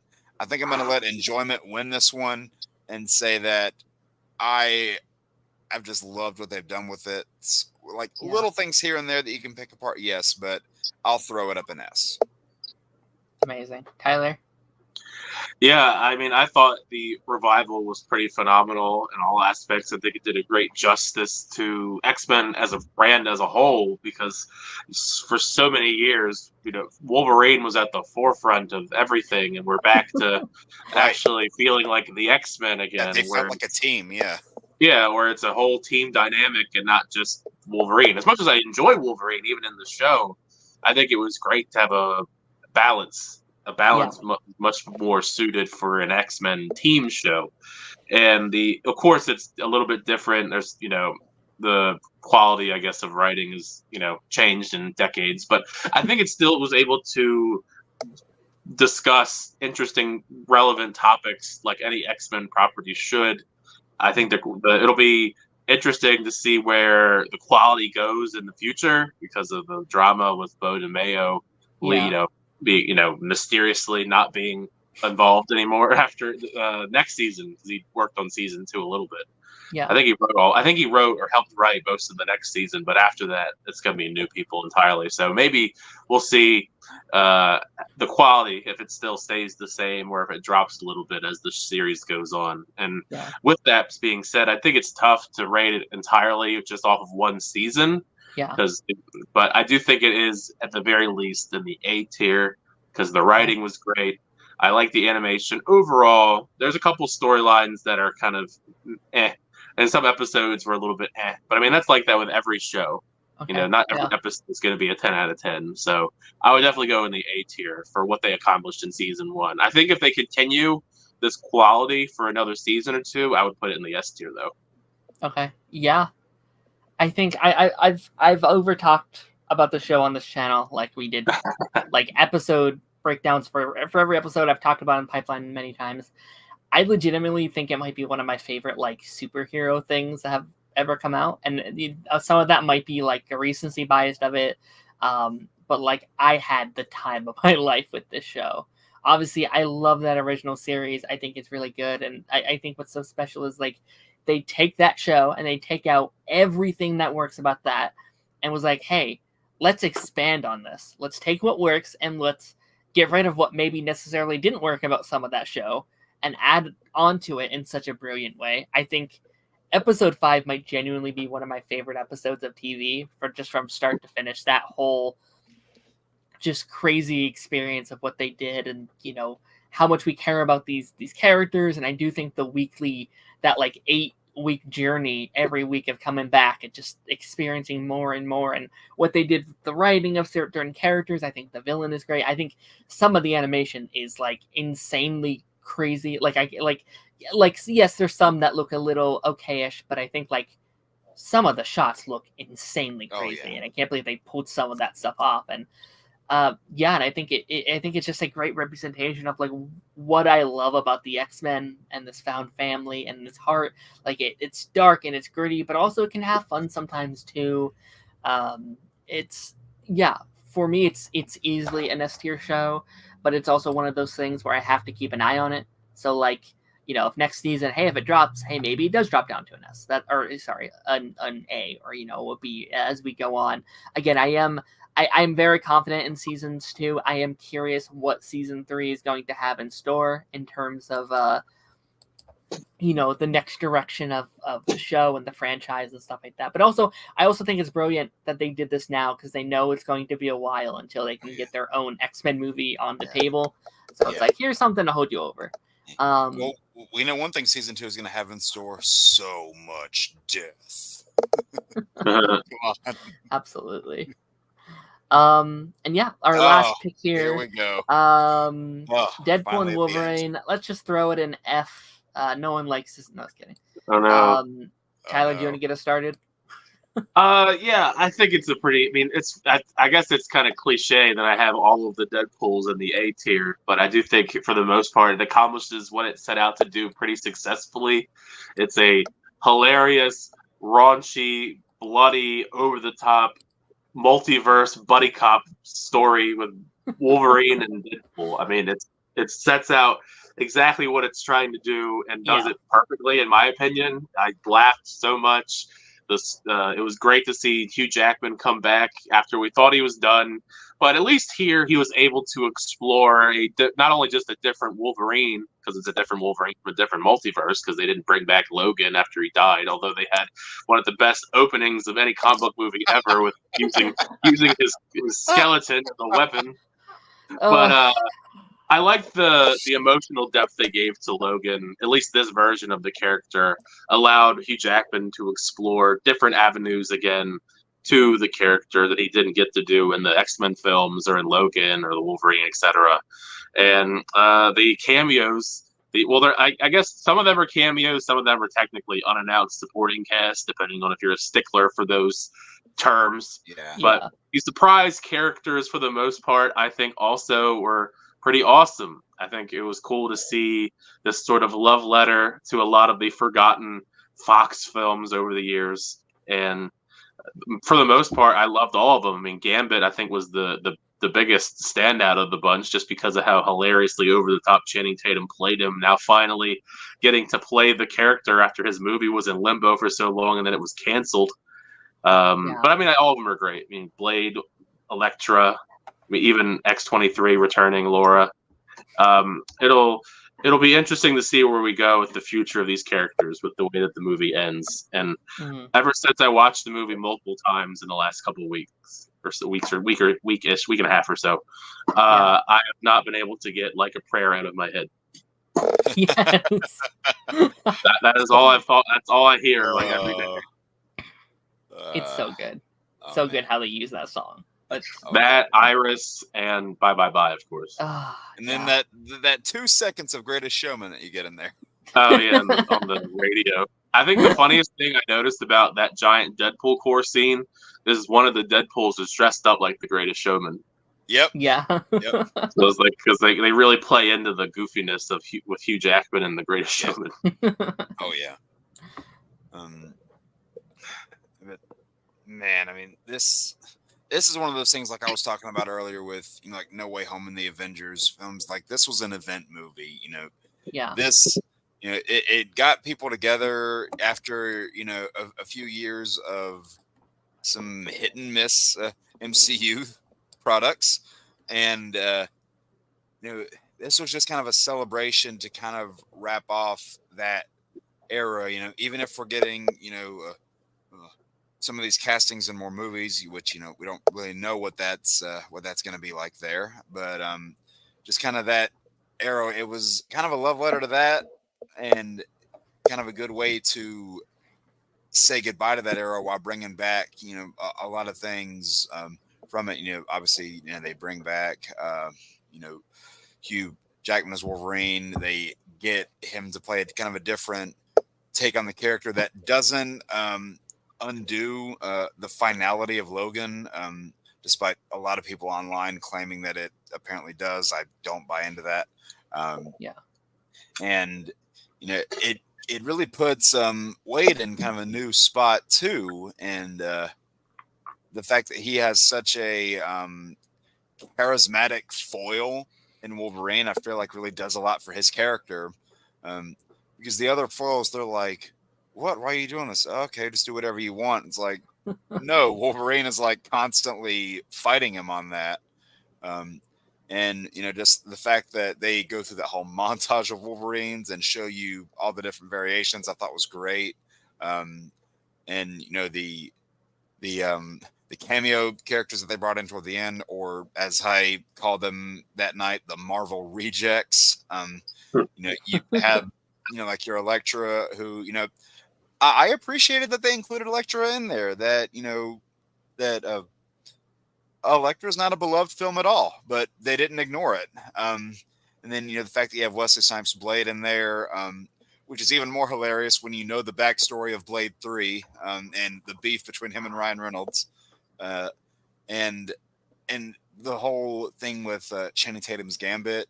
The thing is, I thought it was not good. Like, I thought it was pretty bad, but the funny kind of bad, to where it's like, you look at it and it's like, hey, yeah, there's a reason why that movie didn't happen. And, there were just a lot of moments where I was laughing out loud, moments where, I recreated that, meme of Leah pointing at the TV going, "Oh, this." I recreated that a lot in the theater that night. The fact that they brought, Laura back and she kind of got to have more of a sweet version of closure with this Wolverine, I thought was very well done. There's admittedly the weakest part of this movie is the part that they are the least focused on, and that's the story. Is it actively bad? No, not necessarily, but there are a number of holes in it if you look at it for more than 2 minutes. But it's not trying to deliver this, grandiose, peak cinema type story. It's not trying to do that. It's trying the film's trying to entertain you, and they wholeheartedly deliver on that. They got, again, one of the best openings, one of the best scores, I think, period, for a comic film. And the action in this film is probably the best in the series. Just because you have the Deadpool core fight, the mini fights between Wolverine and Deadpool, and the fact that they finally give Hugh Jackman the cowl. I was squealing inside when they did that. And even some of the other supporting characters that we didn't mention that they brought freaking Chris Evans back as Johnny Storm. I was like, oh, like this is actually kind of cool because there's those Fantastic Four movies. A lot of people, that's often the punching bag to a lot of other people too. But in comparison to the one that came afterward, I think those 2000s movies are a little more well regarded now. Mhm. But I just had a ton of fun with it. Whereas yes, the story has holes. Yes, the villain wasn't great. But especially considering that, to the best of my knowledge, the last comic movie I saw in theaters was The Flash. I really needed this win for a theater experience, and I definitely Madam got Web? that. Thankfully, no. But I guess you got lucky there. But also, kind of, I guess now that I brought up The Flash, that movie did what The Flash tried to be as far as cameos, and that movie, they did it right. And at the end of the day, I had a blast with it. There are things you could, of course, pick apart, but I'm actually going to see the movie again next week. So, sure. It's just something that I had so much fun digesting, and is one that I definitely want to try and get a physical copy of. So as far as ratings go, I will put it, so where in the tier, I don't know, but I know it's definitely going in A tier. Okay. Tyler, where's yours at? I put it at A. Okay, I'm also at an A. I'm thinking like middle of the road A, maybe. Like, I don't know. Yeah. Right here. I like it a little bit more. Yeah, I'd say right there. Yeah. But I think they're all same level. Yeah, I mean, I feel like I don't have to go in it too much. I think you guys already did. I did a whole episode last week talking about it. I like this movie a lot. Does it all work for me? No, there's a couple things I'd nitpick, but also I don't. At the end of the day, I don't think it really matters. Like they made the exact movie they want to make. It's a blast. They had fun. It's it's all I really need from a Deadpool movie. Like I don't need grand cinema. Like they're having a blast. It's a love letter to the 2000s stuff, to just comic book lore in general. It's a really fun time. And yeah, I love what they did with it. I always tell people, because there are some people that haven't seen it, and I say, there's a lot of in jokes in there for, people that know all the behind the scenes stuff of other movies. And I tell them, I was like, the more you know of that stuff, the more you'll enjoy it, but not knowing it doesn't prevent you from enjoying it, which is good. Right. 100%. With that being said, we finished the ranking. I'm really sorry I kept you guys for 3.5 hours. That was I'm not shocked my that intention. no movie made it into the E tier, the F tier. Yeah, there were none where we all had it as a collective F. Not even X-Men Origins, as much as I pleaded. Yeah, I mean, is there anything here you guys want to shift or move, just as a pardoning thing? What, from tier to tier, or in the tiers themselves? Is there is there anything that you would move up or move down? X-Men Origins, Wolverine. Hey, listen, I budged on Legion, so you budge on this one. We'll call it even. All right. I mean, I feel like at this point we may as well just get rid of F, and D is the new F or whatever. Just these are the bottom tier ones. Yeah. I mean, I guess it's impressive that there's so many entries in basically everything except F. Yeah. It's just that goes to show you the quality of it was so up and down, like I was saying earlier. Yeah. I guess that makes B the middle ground in this instance. Yeah, 100%. I think there was a lot of, I think there was definitely more hits or okay movies than misses outright. Yeah. The good outweighs the bad at the end of the day with these properties. Mm-hmm. I will say, I do think Evolution, I think Evolution's better than the Wolverine and the Mutants, but I'm okay with it being there if you guys are as well. Yeah, I mean, that's fair. Yeah. All right, let's just leave it Poor X-Men anime, just at the very bottom. Yeah, poor guy. No one watched him. Yeah. I'll try and find it now that I remember it exists. It'd be fun just to go through and watch some of those animes. One time, I want to get a screenshot of that. Can you pull that tier list up one more time? Yeah, sure. Here, all right, there we go. There we go. Cool. There we go. I was going to say, you don't have to include the X-Men anime at the bottom. I don't want to say that. People are going to be like, there's an anime, and then it's going to be that conversation all over again. Yep. With that being said, thank you guys for sticking this out with me and talking with me for all this time. Let's start with you, Tyler. Is there any place you would like to shout out or promo, or like where people can find you?